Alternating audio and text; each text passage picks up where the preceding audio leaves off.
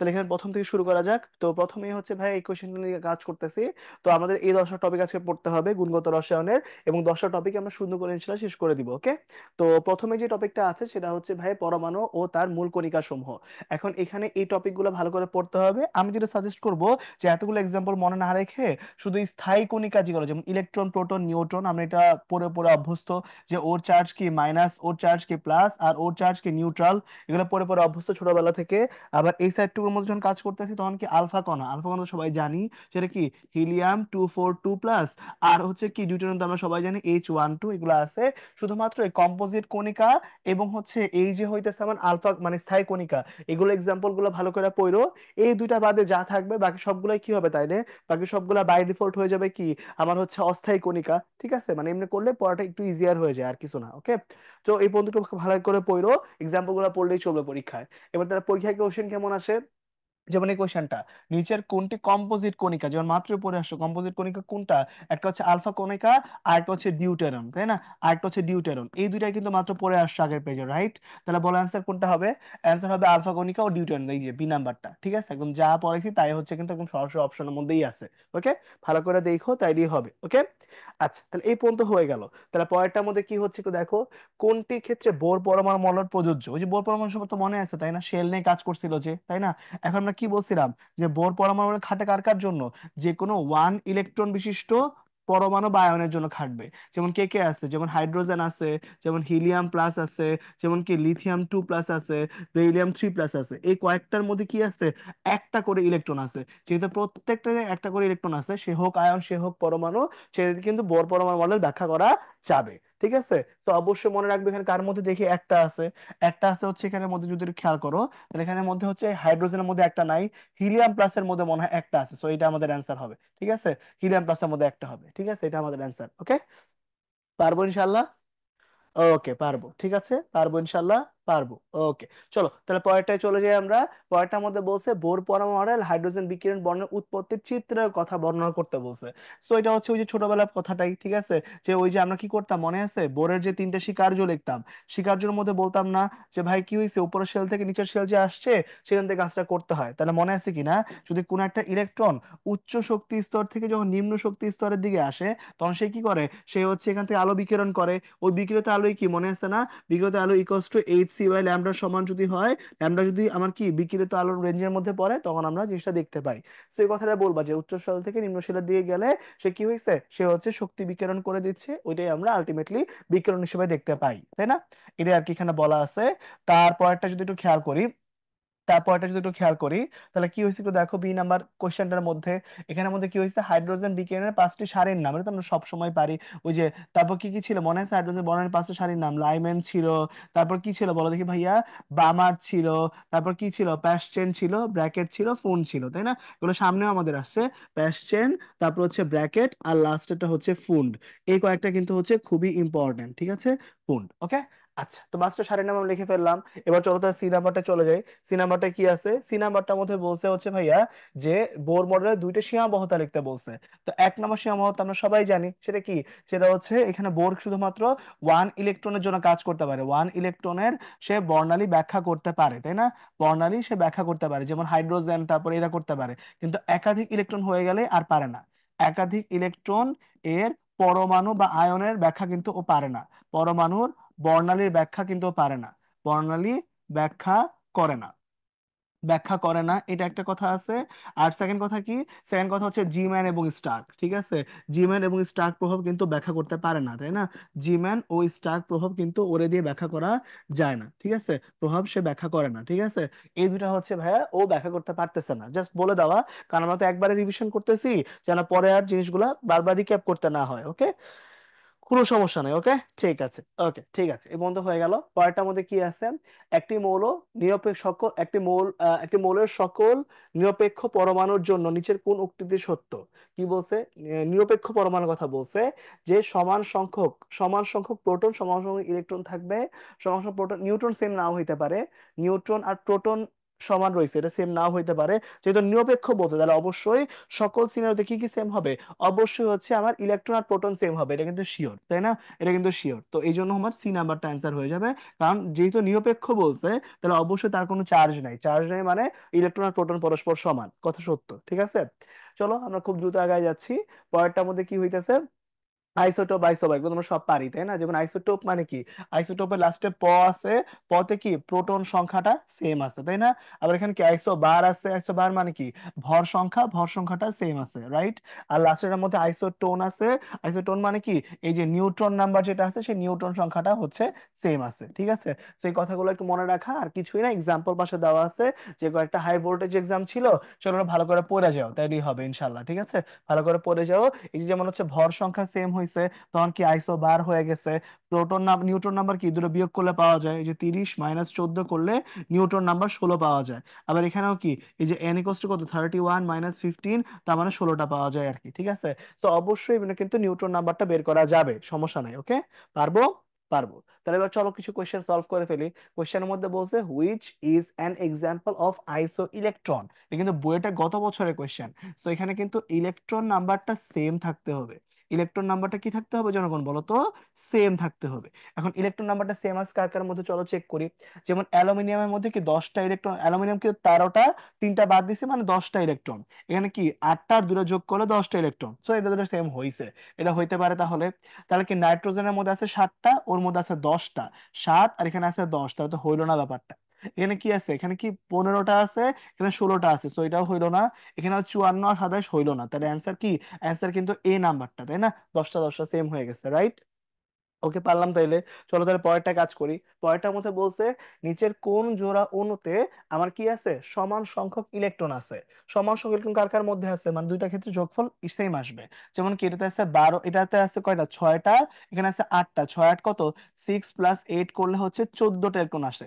আর এখানে কি 7 দুগুণে 14, তো এখানে কি 7 দুগুণে 14, সো সেম হয়ে গেছে, এটাই আমার অ্যান্সার হবে, ঠিক আছে। এটাই আমার অ্যান্সার হবে, আর চেক না করলেও চলবে বোধহয়, ঠিক আছে। এই আর কি অবস্থা, ওকে। চলো তাহলে এবার পরেরটার মধ্যে চলে যাই। কি বলছে, which one of the following is false. False জানতে চাইছে। কি বলছে, calcium and calcium 2+ have same number of proton. Calcium না, প্রোটন নাম্বার সেম, ফলস বলছে, ফলস। হ্যাঁ এটা সত্য, কিন্তু এটা কিন্তু ট্রু। ট্রু হলে কিন্তু কাজ করবে না, ট্রু হলে কিন্তু নেওয়া যাবে না, কারণ ফলস চাইছে। এখানে কি O2 molecule has 2 covalent bonds, ঠিক আছে, এটাও কিন্তু কথা সত্য, তাই না? তার মানে এটাও কিন্তু ট্রু। তো ট্রু হলে কিন্তু নেওয়া যাবে না। এবার কি বলছে, Fe2+ Fe3+ ion have equal number of electrons, এটা কিন্তু ঠিক নাই। কারণ Fe2+ যেটা আছে ওর কাছে কিন্তু ইলেকট্রন আছে 26টা, সরি 26 কেন লিখতেছি, এটা হবে 26 - 2 মানে 24টা। এখানে আছে হচ্ছে 24টা।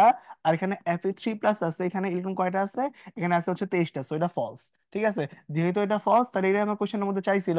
সো হ্যাঁ এটাই হচ্ছে আমার অ্যান্সার হবে, ঠিক আছে। এটাই কিন্তু আমার অ্যান্সার হবে, ঠিক আছে। এটাই কিন্তু আমার অ্যান্সার হবে, ওকে। জোস, ইজিলি হয়ে গেল। পারবো, পারবো। ওকে চলো তাহলে পরেরটা কাজ করে ফেলি, আমরা পরেরটা কাজ করে ফেলি, ঠিক আছে। এবার চলো আমরা একটু পরেরটা দেখে ফেলবো। ওকে চলো দেখে ফেলি তাহলে পরেরটা। হ্যাঁ চলো তাহলে এর মধ্যে কাজটা করে ফেললাম আমরা। এবার এখানে কি আছে, ওই যে পারমাণবিক ভর, আপেক্ষিক পারমাণবিক ভর, ছোটবেলার যে টাইপ 3-তে চলে আসছে আমরা, তাই না? 10টার মধ্যে 3টা টাইপ শেষ 10 মিনিটে, ভালো লাগতেছে তাই না?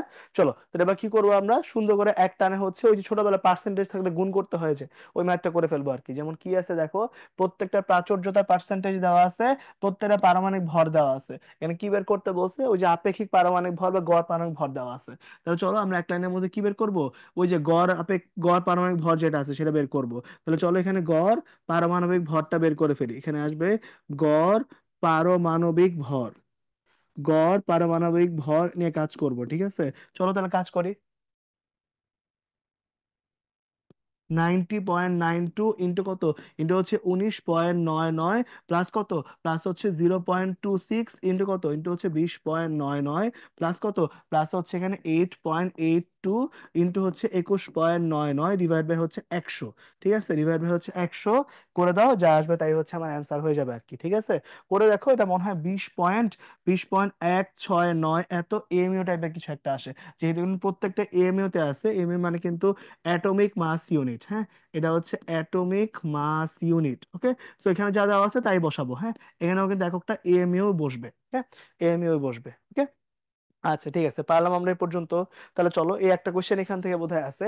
সো অত প্যারা কিছু নাই, 4 নাম্বার কোশ্চেন অরবিট অরবিটাল এগুলো আছে, আমরা সবাই জানি যে ভাই এখানে কি হচ্ছে। একটু ছোট্ট করে বলে নিই আগে, একটু ছোট্ট কথা। এল ইকোয়াস টু 0 হলে সে কিন্তু এস, এল ইকোয়াস টু 1 হলে সে কিন্তু পি, 2 হলে সে কিন্তু ডি, আর 3 হলে সে কিন্তু এফ, তাই না?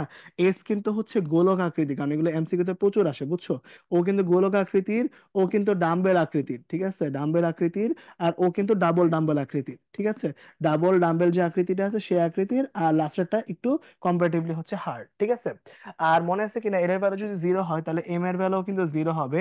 এল এর ভ্যালু 1 হলে এম এর ভ্যালু কিন্তু -1 0 + 1 হবে, হ্যাঁ।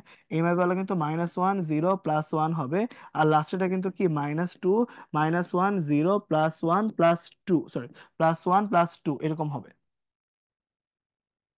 এটা কিন্তু +1 হবে, এটা হচ্ছে +2 হবে।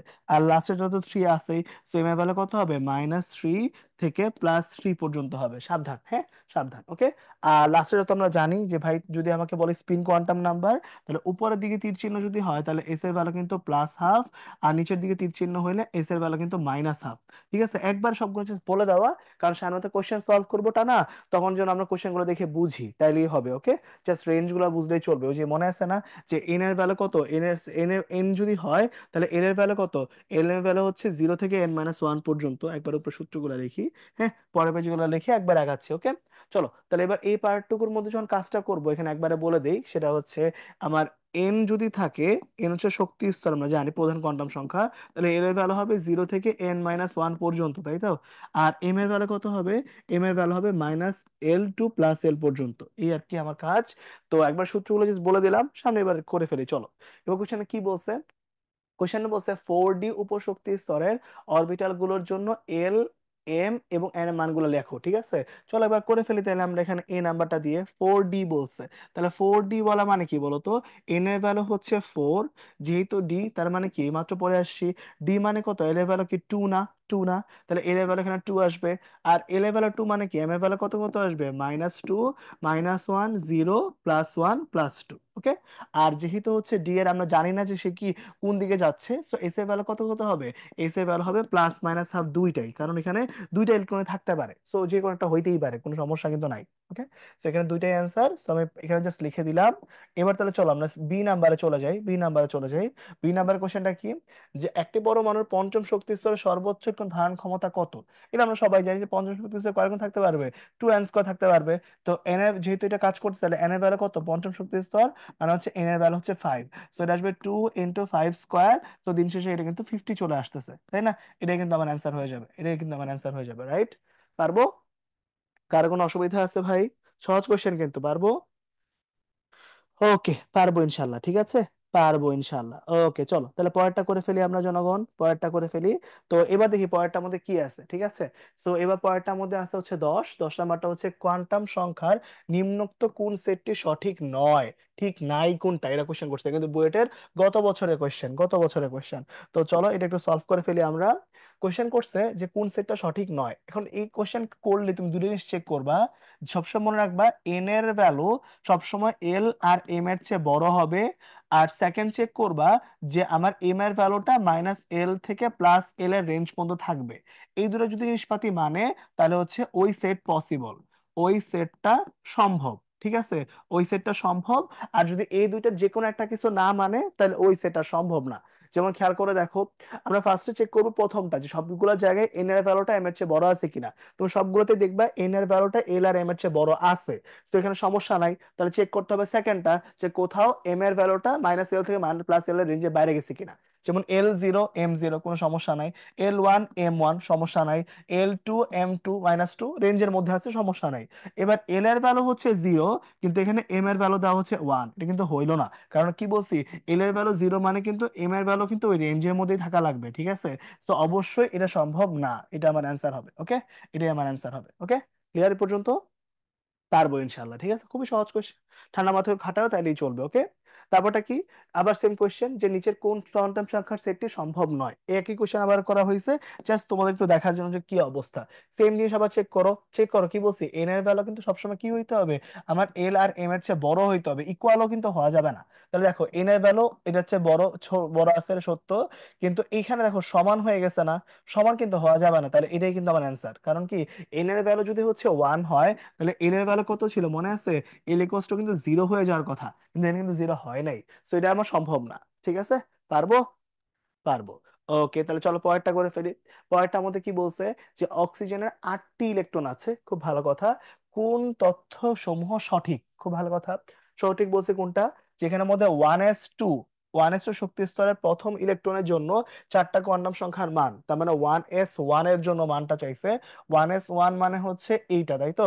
তাহলে আমার এন এর ভ্যালু কত, এন এর ভ্যালু হবে ওয়ান, যেহেতু এল এর ভ্যালু জিরো, এম এর ভ্যালু জিরো, এস এর ভ্যালু হবে প্লাস হাফ। দেখি তো মিলছে কিনা, zero, one, one, plus half, ঠিক আছে, তাহলে এটা সত্য, ঠিক আছে, কথা সত্য। তারপর কি বলছে, এখানের মধ্যে অক্সিজেনের প্রোটন সংখ্যা 8 নির্দিষ্ট হলেও নিউট্রনের সংখ্যা নির্দিষ্ট নয়, নিউট্রনের সংখ্যা নির্দিষ্ট নয়। অক্সিজেনের আট, অক্সিজেনের 8টি ইলেকট্রন বিদ্যমান আছে, এটা সত্য হচ্ছে অক্সিজেনের,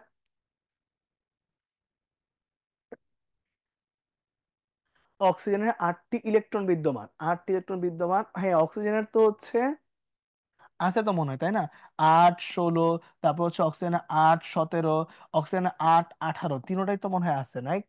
ওর তো প্রোটন সংখ্যা মানে আইসোটোপ তো হয়, আইসোটোপ তো হয়, তাই না, আইসোটোপ তো হইতেই পারে, হ্যাঁ হইতে পারে, কোনো সমস্যা নাই, ঠিক আছে, এটা হইতেই পারে। তারপর হচ্ছে তার মানে এটাও তো সত্যই মনে হচ্ছে, এটা সত্য।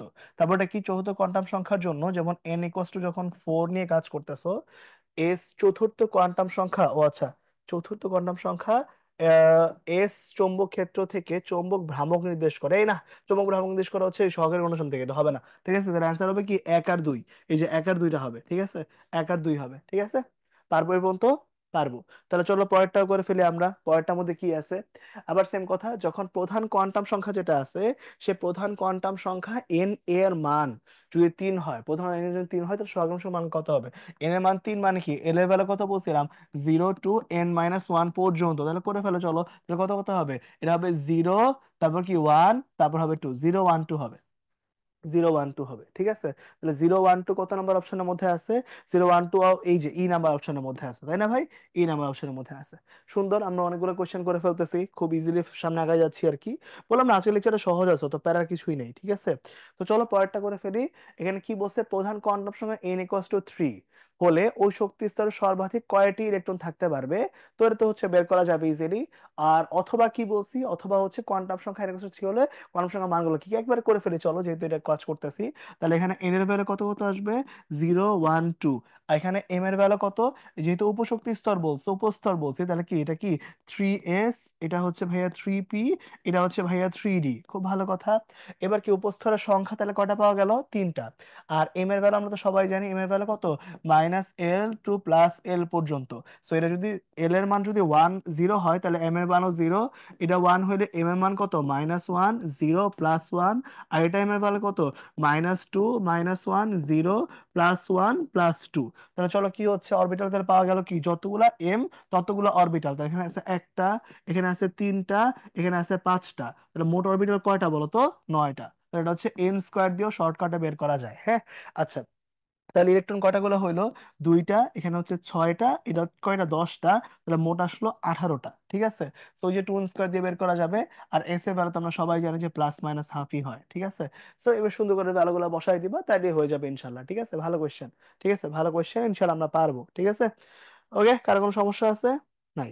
চলো তাহলে পরেরটা করে ফেলি আমরা একটু, পরেরটা করে ফেলে আমরা একটু। তাহলে এবার পরেরটার মধ্যে কি আছে, পরেরটার মধ্যে বলছে যখন, যখন হচ্ছে সহকারী কণার সংখ্যা 3, অন্য কণার সংখ্যা গুলো কত, এল এর ভ্যালু 3 হইলে কত, এটা তো আগের পেজে হোক এরকম আছে, আগে হইলে প্যারা নেই। এল এর ভ্যালু যখন 3 হইছে, তাহলে এম এর ভ্যালু কত কত হয়, এল এর ভ্যালু 3 হইলে এম এর ভ্যালুটা কত কত হবে, অন্যান্য। আচ্ছা, তাহলে এম এর ভ্যালু অবশ্যই কত হইতে হবে, মানে 3 এর উপরে কোন একটা হইতে হবে, 4 অথবা 5 অথবা 6 বা কিছু একটা হইতে হবে আর কি, মানে 3 এর চেয়ে বড় হইতে হবে আর কি, সহজ কথা। তো এখানের মধ্যে এম এর ভ্যালু কত? এম এর ভ্যালু হবে তাহলে -3, -2, -1, 0, +1, +2, +3। আর এস এর ভ্যালু তো আমরা জানি +-1/2। ঠিক আছে, সহজ কোয়েশ্চেন, তো দেখো, দেখলে ইনশাল্লাহ পারবা, সমস্যা নাই। ঠিক আছে, এটা হচ্ছে এরকম একটা ভ্যালু তারই হবে। ওকে, ওই তো মানে হচ্ছে মেন কথা হচ্ছে এন এর যে ভ্যালুটা না, এটা এল থেকে বড় হইতে হবে। এন এর value must be greater than l. ঠিক আছে, তো অবশ্যই হচ্ছে তিনের চেয়ে বড় কোনো একটা সংখ্যা লিখলেই ওটা এন এর মান নির্দেশ করবে, প্যারা নাই। ঠিক আছে, ওকে। তো চলো, আমাদের এই ট্যাবটা মোটামুটি শেষ। আমরা এবার চলে যাবো ইলেকট্রন বিন্যাসের দিকে।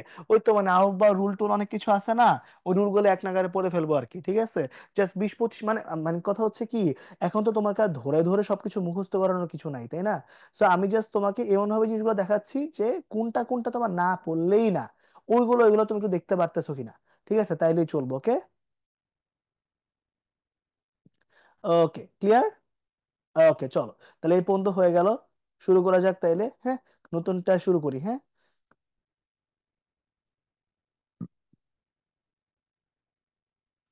ওকে, চলো, ঠিক আছে। ওকে, ঠিক আছে।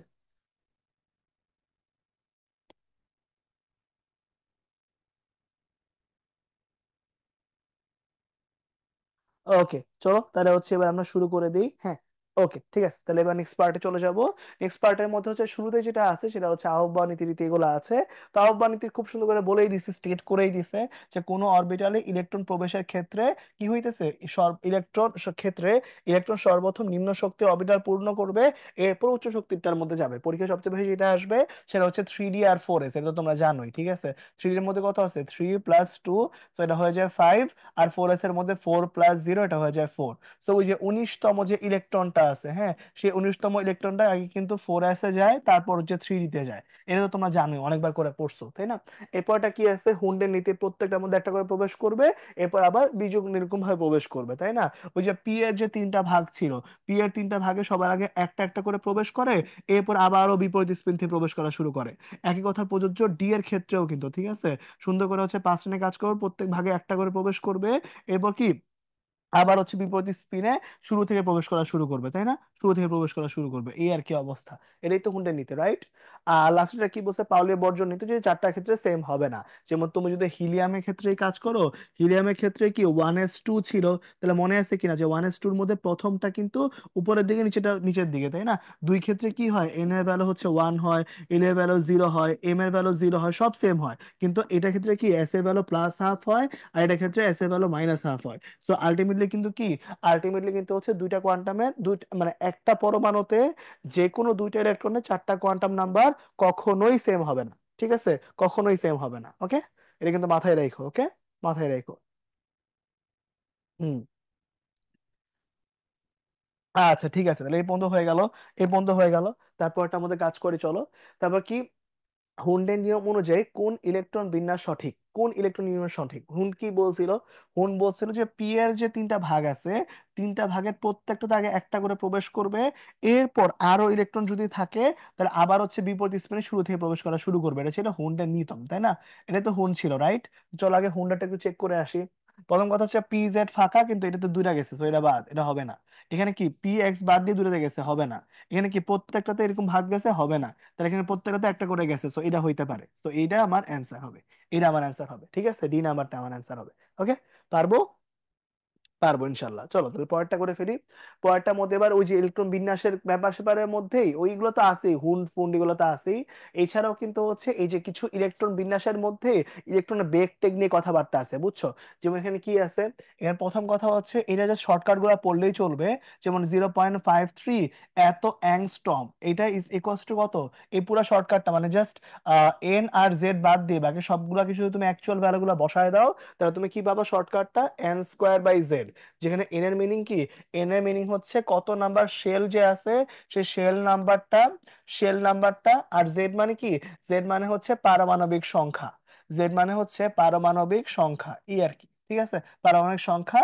আর এর পরের সেকশনের মধ্যে কি আছে দেখো, পরের সেকশনের মধ্যে আবার সিমিলার ওয়েতে ভ্যালু বসাও, জেড আছে আর এন আছে, তাহলে কত আসবে এটা, 2.18 × 10⁻⁶ এত কত, এটা হচ্ছে ভাইয়া জেড বাই এন। Z/n এত মিটার পার সেকেন্ড। আর লাস্টেরটাও সিমিলার ভাবে 9, এটা কি 2.18 × 10⁻18 এত কত, এত জেড স্কোয়ার বাই কত, Z² / n² এত হচ্ছে আমার কি জুল পার মোল, ঠিক আছে। তার মানে জুলে অ্যান্সার আসবে, একটি জুলে অ্যান্সার আসবে, ঠিক আছে। সো এই কয়েকটা শর্টকাট একটু মনে রেখো, কারণ এই কয়েকটা জিনিসের অ্যান্সার আসলে লাগবে, ঠিক আছে। সো এই আর কি। চলো তাহলে পরের পেজে আমরা একটা কোয়েশ্চেন সলভ করে ফেলি, তাহলে বোঝাটা ইজি হয়ে যাবে। যেমন ভাইয়া এখানের মধ্যে হাইড্রোজেন এর অনিশ্চয়তা নীতির কথা বলছে। এই অনিশ্চয়তা নীতিতে লেখা আছে যে ডেল এক্স আর ডেল পির গুণফলটা H/4 পায়ের কি হয়েছে, আমার গ্রেটার দেন অর ইকুয়াল হচ্ছে। ডেল এক্স দ্বারা কি বুঝায়, ডেল এক্স দ্বারা বুঝায় হচ্ছে অবস্থানে ইলেকট্রন যে আছে, ইলেকট্রনের অবস্থানের অনিশ্চয়তা, ইলেকট্রনের অবস্থানের অনিশ্চয়তা, অবস্থানের অনিশ্চয়তা, অনিশ্চয়তা, ঠিক আছে। আর অপরদিকে এখানের মধ্যে ডেলপিটা কি, ডেলপিটা হচ্ছে ইলেকট্রনের, ইলেকট্রনের ভরবেগ যেটা আছে না, সে ভরবেগের, ভরবেগের অনিশ্চয়তা, ঠিক আছে। ভরবেগের অনিশ্চয়তা যেটা আছে সেটা, ঠিক আছে। তো এবার এই পার্টটুকুর মধ্যে সুন্দর করে just কথাগুলো বলবা। এটা শুধু সময়করণটাই 5 মার্ক বা 10 মার্কের জন্য আসবে, অত প্যারা কিছু নাই, ঠিক আছে। ঠান্ডা মাথায় একটু কইরো, ওকে। আচ্ছা, এর পরেরটার মধ্যে কি হয়েছে, এবার এখানটার মধ্যে হচ্ছে কাজ করতেছি আমরা। এবার এই পার্টটুকুর মধ্যে যেটা সবচেয়ে বেশি আসবে ধরুন যে ইকুয়েশনের মধ্যে, ইকুয়েশনটা লিখতে বলবে, ইকুয়েশনটা ভালো করে লিখবা।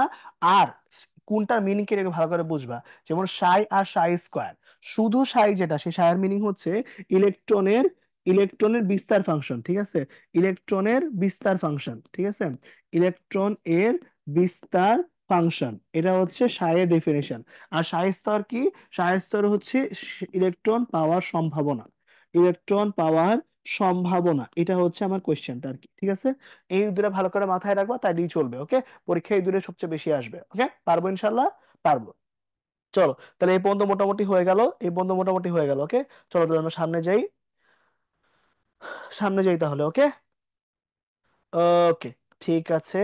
সবার কথা তো ঠিক মতো শুনতে পারতেছো তাই না? কথা শুনতে কারো কি অসুবিধা আছে ভাই? কারো কি কথা শুনতে কোনো অসুবিধা আছে? নাই।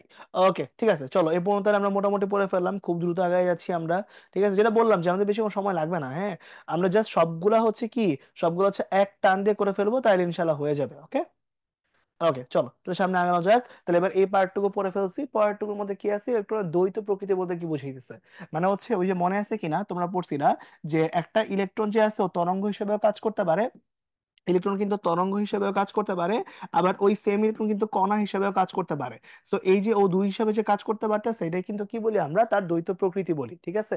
যেমন কি কি আছে ভাই চিন্তা করে দেখো, ই ইজ ইকুয়ালস টু বোর পরমাণু মডেলে পড়ছিলাম Hc/λ, আর এখানে আছে ই ইকুয়ালস টু mc²। তাহলে দুইটা কিন্তু কি বলতো ভাই, দুইটা কিন্তু পরস্পর সমানভাবে কাজ করতেছে। তো আলটিমেটলি কি পাবো, Hc/λ ইকুয়ালস টু হচ্ছে mc² পেয়ে যাবো। সো সি আর সি হচ্ছে বাদ দেওয়া যাবে। সো কি আসবে, H/λ ইজ ইকুয়ালস টু হচ্ছে এমসি। এমসি মানে কি, ভর আর বেগের গুণফল। ভর আর বেগের গুণফলকে আমরা কি বলি বলতো, ভরবেগ বলি না। সো এটাকে আমরা একবারে বলি যে পি ইজ ইকুয়ালস টু হচ্ছে H/λ। তাহলে ভরবেগ কি, ভরবেগটা হচ্ছে আমার কণা সম্পর্ক, কণা সম্পর্ক কারণ ওর ভর আছে, তাই না। কণা ধর্ম হবে, সম্পর্ক না, কণা ধর্ম।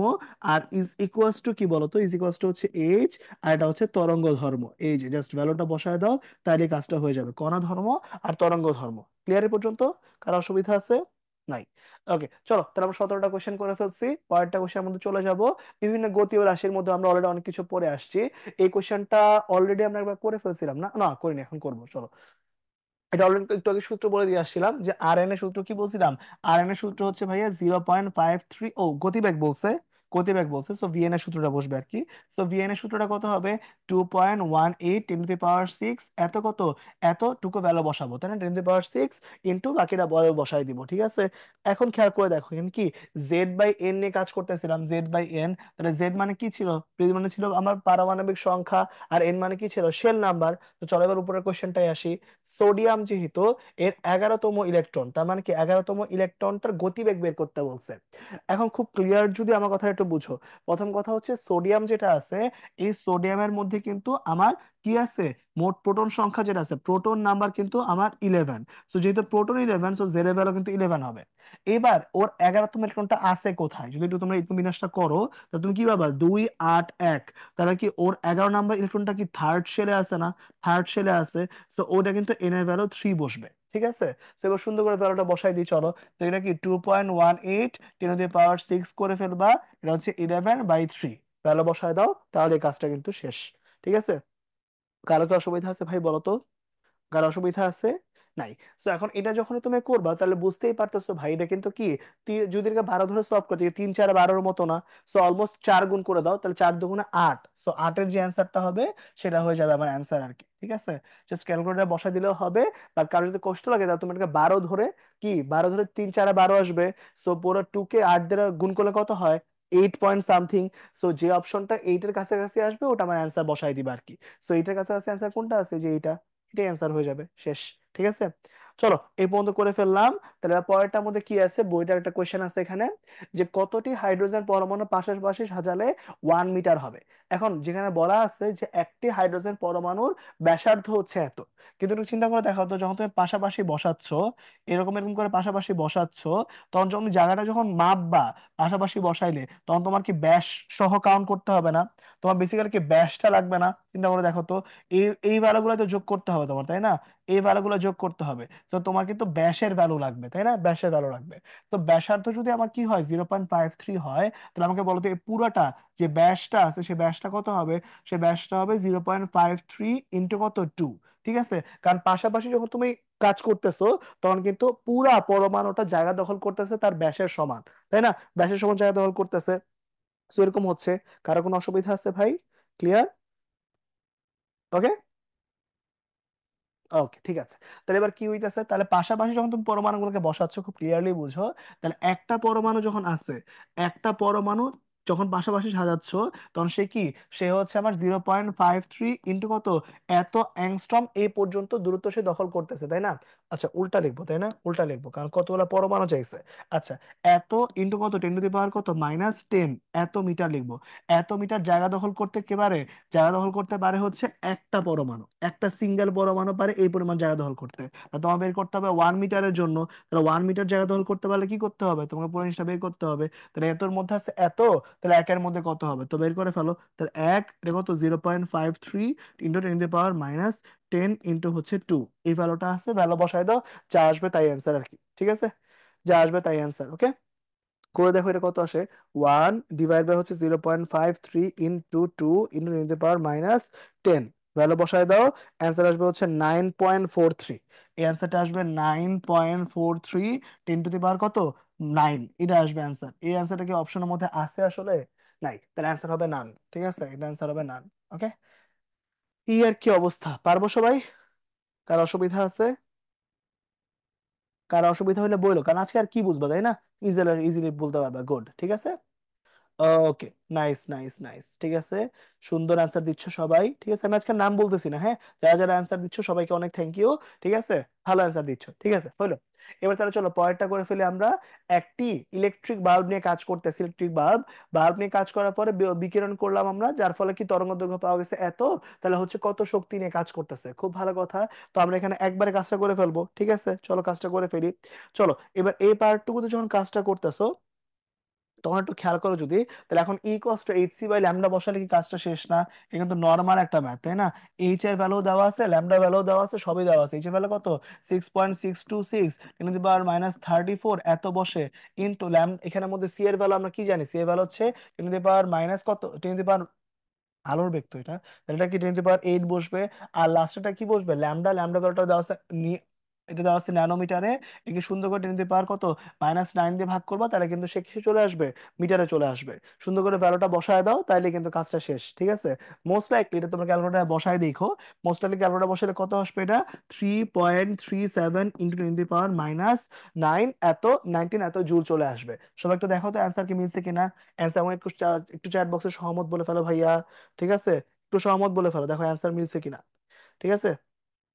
আচ্ছা স্পিড তো ঠিক আছে নাকি, বেশি হয়ে যাচ্ছে স্পিড বলো তো? ওকে। ঠিক আছে, এবং তাহলে হয়ে গেল। তাহলে চলো পরেরটা আমরা করে ফেলি। পরেরটার মধ্যে কি হয়েছে, এখানে বর্ণালী নিয়ে কাজ করবো। বর্ণালী কাজটা কি মনে আছে কিনা, যে 1/λ, যে nu bar is equals to 1/λ is equals to কত, আর এইচ, এটা কি 1/nl² -1/nh² ইন্টু হচ্ছে জেড স্কোয়ার, তাই না? এখানে কি বুঝাচ্ছিলাম বলতো, এন এর মানে হচ্ছে lower energy shell, lower shell, আর এনএইচ মানে কি, এনএইচ মানে হচ্ছে হায়ার শেল। বাস এই কথাগুলো একটু জাস্ট বুঝাই দেওয়া, আর কিছু না। বাকি জিনিসপত্র তোমরা এমনিই পারো। ঠিক আছে, এন এর ভ্যালু 1 হলে কি লাইম্যান হয়, 2 হলে বামান হয়, 3 হলে প্যাশন হয়, 4 হলে ব্র্যাকেট ফোন্ট, এগুলো এমনিই পারো। ঠিক আছে, ওগুলো রিপিট করতেছি না, জাস্ট একটু জাস্ট মিলিয়ে নাও, তাহলে ইনশাল্লাহ হয়ে যাবে। ওকে, চলো তাহলে এবার এই পার্টটুকুর মধ্যে কি আছে, এটা মোটামুটি 4টা না 5টা টাইপের যেন ম্যাথ আছে, সবগুলো আমরা একটা একটা করে করব। ঠিক আছে, চলো দেখি কি বলছে এখানে। ফার্স্টে আছে হাইড্রোজেন পরমাণু ইলেকট্রন দ্বিতীয় শক্তি স্তর যে আছে, এখান থেকে প্রথম শক্তি স্তরে গেছে, তাহলে আমাকে বলো 2 আর 1 এর মধ্যে ছোট কোনটা? ছোট হচ্ছে 1 নাম্বার, তাহলে এটা হবে এন এর ভ্যালু 1, এই বড়টা হচ্ছে এন এইচ এর ভ্যালু 2। খুব ভালো কথা। লাফ দেওয়ার ফলে সৃষ্ট তরঙ্গ দৈর্ঘ্য নির্ণয় করতে বলছে, তাহলে চলো নির্ণয় করে ফেলি। তাহলে 1/λ আর এইচ, তারপর কি 1/nl² minus 1/nh² into Z square, আগে সূত্রটা লিখলাম। এবার কি হয়েছে, হাইড্রোজেন যেহেতু জেড এর ভ্যালু 1 হবে, জেড এর ভ্যালু 1 হবে, তাহলে 1/λ ইকুয়ালস টু 109 678 নিয়ে কাজ করব। কত, 1/1² মাইনাস 1/2² ইন্টু 1²। তো চলো তাহলে ওটা বসায় দিই, কত আসে দেখো, 109 678 ইন্টু কত, 1 - 1/4। ঠিক আছে, 1/4 চলে আসছে, তাহলে কত আসে, এটা ইনভার্স করলে এটা চলে আসবে এত। এটা কত বের করতে বলছে, এটা বের করতে বলছে হচ্ছে এততে। ঠিক আছে, তাহলে এখানে আসবে ল্যামডার ইনিশিয়াল ভ্যালু আসে হচ্ছে 121.57 এত ন্যানোমিটার আসে, বাট জিনিসটা চাইছে হচ্ছে অ্যাংস্ট্রম ইউনিট, অ্যাংস্ট্রম। তাহলে আমরা কি জানি যে 1 ন্যানোমিটার সমান কি, 1 ন্যানোমিটার সমান হচ্ছে 10 অ্যাংস্ট্রম। 10 দিয়ে গুণ করে দাও, তাহলে কত আসবে, 15.7 এত অ্যাংস্ট্রম আসবে আর কি। ঠিক আছে, এই আর কি অবস্থা। পারবো সবাই? পারবো তাই না? পারবো ইজিলি। তো একটা ম্যাথ হয়ে গেল আমাদের। ঠিক আছে, খুব ভালো কথা। এই পরের ম্যাথটার মধ্যে কি আছে, যে আর এইচ রিডবার্গ ধ্রুবক যেহেতু হয়েছে, তাহলে হচ্ছে বর্ণালীর বামার সিরিজের দ্বিতীয় লাইন। এখন আমরা বলছিলাম কিনা যে এখানে বামার সিরিজ যেহেতু, তাহলে এন এল এর ভ্যালু কত হবে, এন এল এর ভ্যালু কিন্তু 2 হয়ে যাবে। আর লাইন নাম্বার বলছিলাম, তখন কি বলছিলাম যে N H is equals two কি হবে, এন এল প্লাস কোয়েশ্চেনে যত নাম্বার লাইন বলবে সেই লাইন নাম্বারটা যোগ করতে হবে। ঠিক আছে, তাহলে আমাকে বলো বামার সিরিজ মানে কি, এন এল এর ভ্যালু হচ্ছে 2, আর দ্বিতীয় লাইন মানে কি 2 যোগ করতে হবে, সো 2 যোগ 2 মানে কত, 4। সুন্দর করে ভ্যালু বসাই দিই চলো। তাহলে কি 1/λ ইকুয়ালস টু, কি করবে এখানে 109 678 বসাই দিলাম। এটা কি 1 বাই কত, 2² মাইনাস 1/4²। ভ্যালু বসায় দাও, ল্যামডার যা ভালো আসবে তাই অ্যান্সার। মোস্ট লাইক 486 ন্যানোমিটার আসে।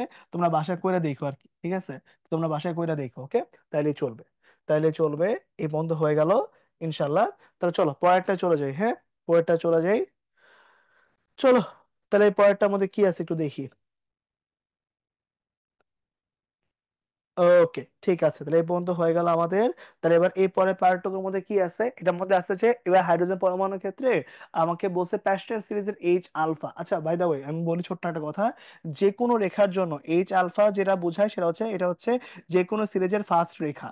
এটা হচ্ছে ফার্স্ট রেখা, এইচ বিটা হচ্ছে সেকেন্ড রেখা, মানে সেকেন্ড লাইন আর কি। ঠিক আছে, সেকেন্ড লাইন। আর এইচ গামা যেটা আছে এটা হচ্ছে থার্ড লাইন, আর কিছুই না। ঠিক আছে, জাস্ট একটা, এত আমরা ইংলিশে বলে আসছিলাম, এবার জাস্ট হচ্ছে এইচ আলফা বলা আছে। সো এখানে এটা বলা মানে হচ্ছে এটা হচ্ছে ফার্স্ট লাইন, আর কিছুই না। এটা হচ্ছে ফার্স্ট লাইন। আর এখানে প্যাসচেন যেহেতু, সো এন এর মান কত হবে, লাইম্যান বামার প্যাসচেন, তাই না? সো এন এর ভ্যালু 3 হবে। সো বসাই দাও 1/λ 109 678, তারপর কত 1/3², সরি 1/3², তারপর কত এনএইচ এর ভ্যালু যেহেতু ফার্স্ট লাইন, তাহলে কত হবে এটা, এনএইচ এর ভ্যালু হবে 3 + 1 মানে হচ্ছে 4, তাহলে মাইনাস 1/4² ইন্টু যেহেতু হাইড্রোজেন, জেড এর ভ্যালু 1 হবে। ঠিক আছে, ল্যামডার ভ্যালু বসায় দাও, যা আসবে তাই আমার অ্যান্সার হয়ে যাবে আর কি। ঠিক আছে, একটু কিন্তু করে দিছি, এটার অ্যান্সার বের করলাম না। হ্যাঁ, পারবো সবাই? ওকে, ঠিক আছে, তাহলে এই পর্যন্ত হয়ে গেল, এই পর্যন্ত তাহলে হয়ে গেল। চলো তাহলে পরেরটা চলে যাই। ওকে, পরেরটা চলে যাই। তো এখন কি হয়েছে, ওই যে সর্বোচ্চ আর সর্বনিম্ন তরঙ্গ দৈর্ঘ্য বের করতে হবে। তো এটা আমরা সবাই জানি যে সবচেয়ে অসীম থেকে যখন ইলেকট্রনটা আনা হয়, তখন এখানে কি, তখন এখানে সবচেয়ে দূরের থেকে যখন ইলেকট্রনটা একটা সার্টেন সিরিজে আসে, তখন কি, তখন এখানে দূরত্ব থাকে ম্যাক্স। আর যেহেতু দূরত্ব ম্যাক্সিমাম থাকে, তাই আমাকে বলো কি এনার্জিও কি লাগবে, এনার্জিও লাগবে ম্যাক্স। আর আমরা সবাই জানি যে এনার্জির সাথে ল্যামডার সম্পর্ক কি বলতো, ব্যস্তানুপাত। তাই এই সিনারিওতে কিন্তু কি ল্যামডা হয়ে যায় মিনিমাম। কিন্তু আবার এনার্জির সাথে কিন্তু আমার কি নিউ বার আর কি ফ্রিকোয়েন্সি, এদের সম্পর্ক কিন্তু সমানুপাতিক, তাই না ভাই? সমানুপাতিক, তাই কি হচ্ছে, তখন কিন্তু ল্যামডা মিনিমাম হয়ে যায়, but nu bar and F, এই দুটো কিন্তু কি, এই দুটো কিন্তু ম্যাক্সিমামই থাকে, এই দুটো কিন্তু ম্যাক্সিমামই থাকে। ঠিক আছে, সাবধান, ওকে। আচ্ছা, পরেরটার মধ্যে কি হয়েছে, যে কোনো সিরিজের জন্য সবচেয়ে কাছের শেল কোনটা, তার যে ফার্স্ট লাইন আছে সেটা, তাই না? ফার্স্ট লাইন মানে কি, যে যদি লাইম্যান সিরিজ হয় তার মানে কি এন এর ভ্যালু হচ্ছে 1, তার মানে হচ্ছে এন এর ভ্যালু যে 2 আছে, এন এর ভ্যালু যে 2টা আছে, সেটা কি, সেটা তো হচ্ছে সবচেয়ে কাছের শেল। কাছের শেলে মানে কি ডিস্টেন্স কম, তার মানে কি এনার্জি মিনিমাম। এনার্জি মিনিমাম কম মানে কি, ল্যামডাটা হচ্ছে ম্যাক্সিমাম, আর বাকি সবগুলো মানে ফ্রিকোয়েন্সিও মিনিমাম হয়, বাকি সবগুলো মিনিমাম হয়, ঠিক আছে। এই কথাটাই পাশে ডান সাইডে ছোট করে লেখা আছে, যে যখন তোমার ইনফিনিটি থেকে আসে, দ্যাট মিনস এনএইচ এর ভ্যালু ইনফিনিটি থেকে আসবে, তখন এই কথাটা বাংলা লিখে দিছে যে তরঙ্গ দৈর্ঘ্য ক্ষুদ্রতম হবে, কিন্তু কি হবে, কম্পাঙ্ক সর্বোত্তম হবে। আবার এখানে যদি এনএল প্লাস ওয়ান নাও, তাহলে কি হবে, এখানের মধ্যে তরঙ্গ দৈর্ঘ্য সর্বোচ্চ হবে, বাট এটা আবার ক্ষুদ্রতর হয়ে যাবে, ঠিক আছে। তো যে কথাটা আমি মাত্র বললাম, ওটা বাংলায় পাশে লেখা আছে, একটু রিডিং পড়েও তাই দিয়ে পারবা, ওকে। চলো তাহলে এবার একটা কোশ্চেন করে ফেলে আমরা। সাপোজ তোমাকে বলছে কি, যে বামার সিরিজে, সাপোজ তোমাকে বলছে যে বামার যে সিরিজটা আছে, বামার সিরিজের মধ্যে তুমি কি বের করো, তুমি হচ্ছে ল্যামডা ম্যাক্স এন্ড ল্যামডা মিন বের করো। ল্যামডা মিন কত, ঠিক আছে, এটা ধরো বের করতে বলছে, ঠিক আছে। তাহলে এবার কি করব, চলো তাহলে সুন্দর করে বের করে ফেলি। তাহলে এন এল, ও কিন্তু এন এল এর ভ্যালু হচ্ছে 2, তাই না? এন এর ভ্যালু হচ্ছে 2, তো মাথায় রাখবা এন এল এর ভ্যালুটা হচ্ছে 2, এখানের মধ্যে এন এইচ এর ভ্যালু হচ্ছে ইনফিনিটি। তো চলো ভ্যালুটা বের করে ফেলি। তাহলে 1/λ 109 678, এটা কত, 1/2 মাইনাস 1/ইনফিনিটি স্কোয়ার। শোনো, 1/ইনফিনিটি স্কোয়ার মানে কি, ইনফিনিটি স্কোয়ার মানে হচ্ছে এটা 0। তাহলে সুন্দর করে এখানে কি ল্যামডা ভ্যালুটা বের করে ফেলো, যা আসবে তাই আমার অ্যান্সার হবে। যেহেতু এনএইচটা ইনফিনিটি, তার মানে কিন্তু এনার্জি ম্যাক্সিমাম, আর এনার্জি ম্যাক্সিমাম মানে কিন্তু কি বলছিলাম মনে আছে, ল্যামডা কিন্তু মিনিমাম। তো তুমি ল্যামডা সলভ করে যে ল্যামডাটা বের করতেছো, সেটা কিন্তু মিনিমাম ল্যামডা, তাই না? মিনিমাম ল্যামডা বের হচ্ছে, ওকে। বাসায় একটু ক্যালকুলেশন কইরো, দেখি কত আসে, ঠিক আছে। আচ্ছা, এখানে এটার মধ্যে বের করা যাবে, এটা কত আসলো, 109 678 ডিভাইড বাই হচ্ছে 4, তো এটা কত আসলো, এটা আসলো 364, এটা আসলো 364, সরি ভুল লিখছি, এটা হচ্ছে 364 ন্যানোমিটার এটা আসছে। আর পরেরটার মধ্যে আবার কেচ করে ফেলি, তাহলে কি এন এর ভ্যালু হচ্ছে 2, আর এন এইচ এর ভ্যালু কত তাহলে হবে 2 + 1, মানে থ্রি পরের শেলটা, তাহলে 1/λ কত আসবে, এটা আসবে 109 678, 1/2 স্কোয়ার মাইনাস 1/3 স্কোয়ার। চলো ভ্যালুটা বসাই দিই, তাহলে 109 678 × 1, এটা হচ্ছে 4 কত, মাইনাস হচ্ছে এত 4, তাহলে কত হয়ে গেল, ওভারঅল ইনভার্স 1 করে দিলে এটা চলে আসবে 656। তো ল্যামডা ভ্যালু আসবে 656 ন্যানোমিটার। তো এটা হচ্ছে কিন্তু ল্যামডা ম্যাক্স, ঠিক আছে। ল্যামডা ম্যাক্স এর ভ্যালু হচ্ছে এটা, ক্লিয়ার? এটা একটু জাস্ট করে দিলে হয়ে যাবে ইনশাল্লাহ, ওকে। পারবো ইনশাল্লাহ তাহলে, পারবো। চলো তাহলে পরেরটা করে ফেলি। আর এখানের মধ্যে হচ্ছে আগের পেজে সবগুলো কথাই বলা আছে। এখন এখানে যেটা মাথায় রাখতে হবে এমসিকিউর জন্য, সেটা হচ্ছে এই লাইনটা, যে ভাই লাইম্যান সিরিজ হইলে হয় অতি বেগুনি, আর বামার সিরিজ হলে সেটা হয় প্যাসশন। এটা একটু ভালো করে মাথায় রাখতে হবে, ঠিক আছে, তাহলে কিন্তু একটু বিপদ হয়ে যাবে, ওকে। ঠিক আছে, আর বাকি সবগুলো কিন্তু কি অবলোহিত। পরীক্ষার জন্য এই দুটো এমসিকিউ খুবই খুবই ইম্পর্টেন্ট, যে ভাই আমার কি লাইম্যান সিরিজ কাজ করে অতি বেগুনি অঞ্চলে, আর বামার সিরিজ কাজ করে দৃশ্যমান অঞ্চলে, বাকি সবগুলো অবলোহিত, তো পরীক্ষা অত বেশি আসে না, বাট প্রথম দুটো পরীক্ষায় প্রচুর আসে, ওকে। তাহলে চলো পরেরটার মধ্যে কি করতেছি। পরেরটার মধ্যে আছে হচ্ছে এই কোশ্চেনটা, যে হাইড্রোজেন পরমাণু নিয়ে কাজ করব। তাহলে হাইড্রোজেন পরমাণুর ইলেকট্রনটি উচ্চতর শক্তি স্তর থেকে নিম্নতর শক্তি স্তরে আসলো, ফলে কি সর্বনিম্ন তরঙ্গ সংখ্যা বিকিরিত রশ্মি পাওয়া গেল অতি বেগুনি অঞ্চলে। তাহলে বলো অতি বেগুনি অঞ্চল মানে কি, দেখো তো আগের পেজে পড়ছো, এটা অতি বেগুনি অঞ্চলের মধ্যে পড়ছে, তার মানে কি সে অবশ্যই হচ্ছে লাইম্যান সিরিজকে নিয়ে কাজ করতেছে, ঠিক আছে। যদি এখানে দৃশ্যমান বলা থাকতো, তাহলে বামার সিরিজ হইতো। লাইম্যান মানে কি, এন এর ভ্যালু কত, 1, আর এন এর ভ্যালু যদি 1 হয়, খুব ক্লিয়ারলি বুঝো, তাহলে সর্বনিম্ন তরঙ্গ সংখ্যা বলছে, তাই না? তার মানে কি নিউ বারটা হচ্ছে মিনিমাম। তাহলে তুমি কি চিন্তা করে দেখো, নিউ বার মিনিমাম কখন হয়, যখন এনার্জি হচ্ছে মিনিমাম। তার মানে এনএইচ ভ্যালু কত হইতে হবে, NL+1। তাহলে বলো, এটা যদি NL হয়, তাহলে এটা কি NL+1 কত হবে, এটা হবে 1+1 মানে হচ্ছে 2। তাহলে চলো কি হচ্ছে এখানে, তাহলে 1/, আমরা তো না নিউ বার বের করতে বলছে, তাই না? কি বের করতে বলছে, কম্পাঙ্ক বের করতে হবে। আচ্ছা, কম্পাঙ্ক বের করলে হবে 1/λ বসায় দাও, 109 678 বের করে ফেলো, কত হয়ে যায় এটা 1, এটা কত 1/1 স্কোয়ার মাইনাস 1/2 স্কোয়ার বসায় দিবা, ল্যামডার ভ্যালু এখান থেকে চলে আসবে, ঠিক আছে। ল্যামডা ভ্যালু এখান থেকে চলে আসবে, তারপর কি করবা, তারপর এখানে হচ্ছে ই ইজ ইকুয়ালস টু হচ্ছে Hc/λ, এটা বসায় দিবা। আর আরেকটা কি, আরেকটা হচ্ছে এই যে সি ইজ ইকুয়ালস টু হচ্ছে f λ, তাই না? তো এখান থেকে ফ্রিকোয়েন্সিও কিন্তু বের করে ফেলা যাবে, ঠিক আছে। c/λ বসায় দাও, তারপর যা আসবে তাই অ্যান্সার। হ্যাঁ, এটাও পারবো, এটাও পারবো, তাই দিয়ে চলবে, ওকে। ক্লিয়ার, বুঝছি এ পর্যন্ত? নাইস, ঠিক আছে, ওকে, ক্লিয়ার এ পর্যন্ত। হুম, পারবো। পরেরটা বলে ফেলো। পরেরটার মধ্যে কি আছে, কতগুলো রেখা পাওয়া যাবে, যে পড়ছিলাম না একটু আগে, জি ম্যান আর স্টার্ক। জি ম্যান কি ছিল? জিম্যান ছিল যে একটা রেখা যখন তুমি চৌম্বক ক্ষেত্রের মধ্যে নিবা, একটা রেখা যখন চৌম্বক ক্ষেত্রের মধ্যে নিবা তখন কি হবে, রেখাটা কয়েকটা ভাগে বিভক্ত হয়ে যাবে।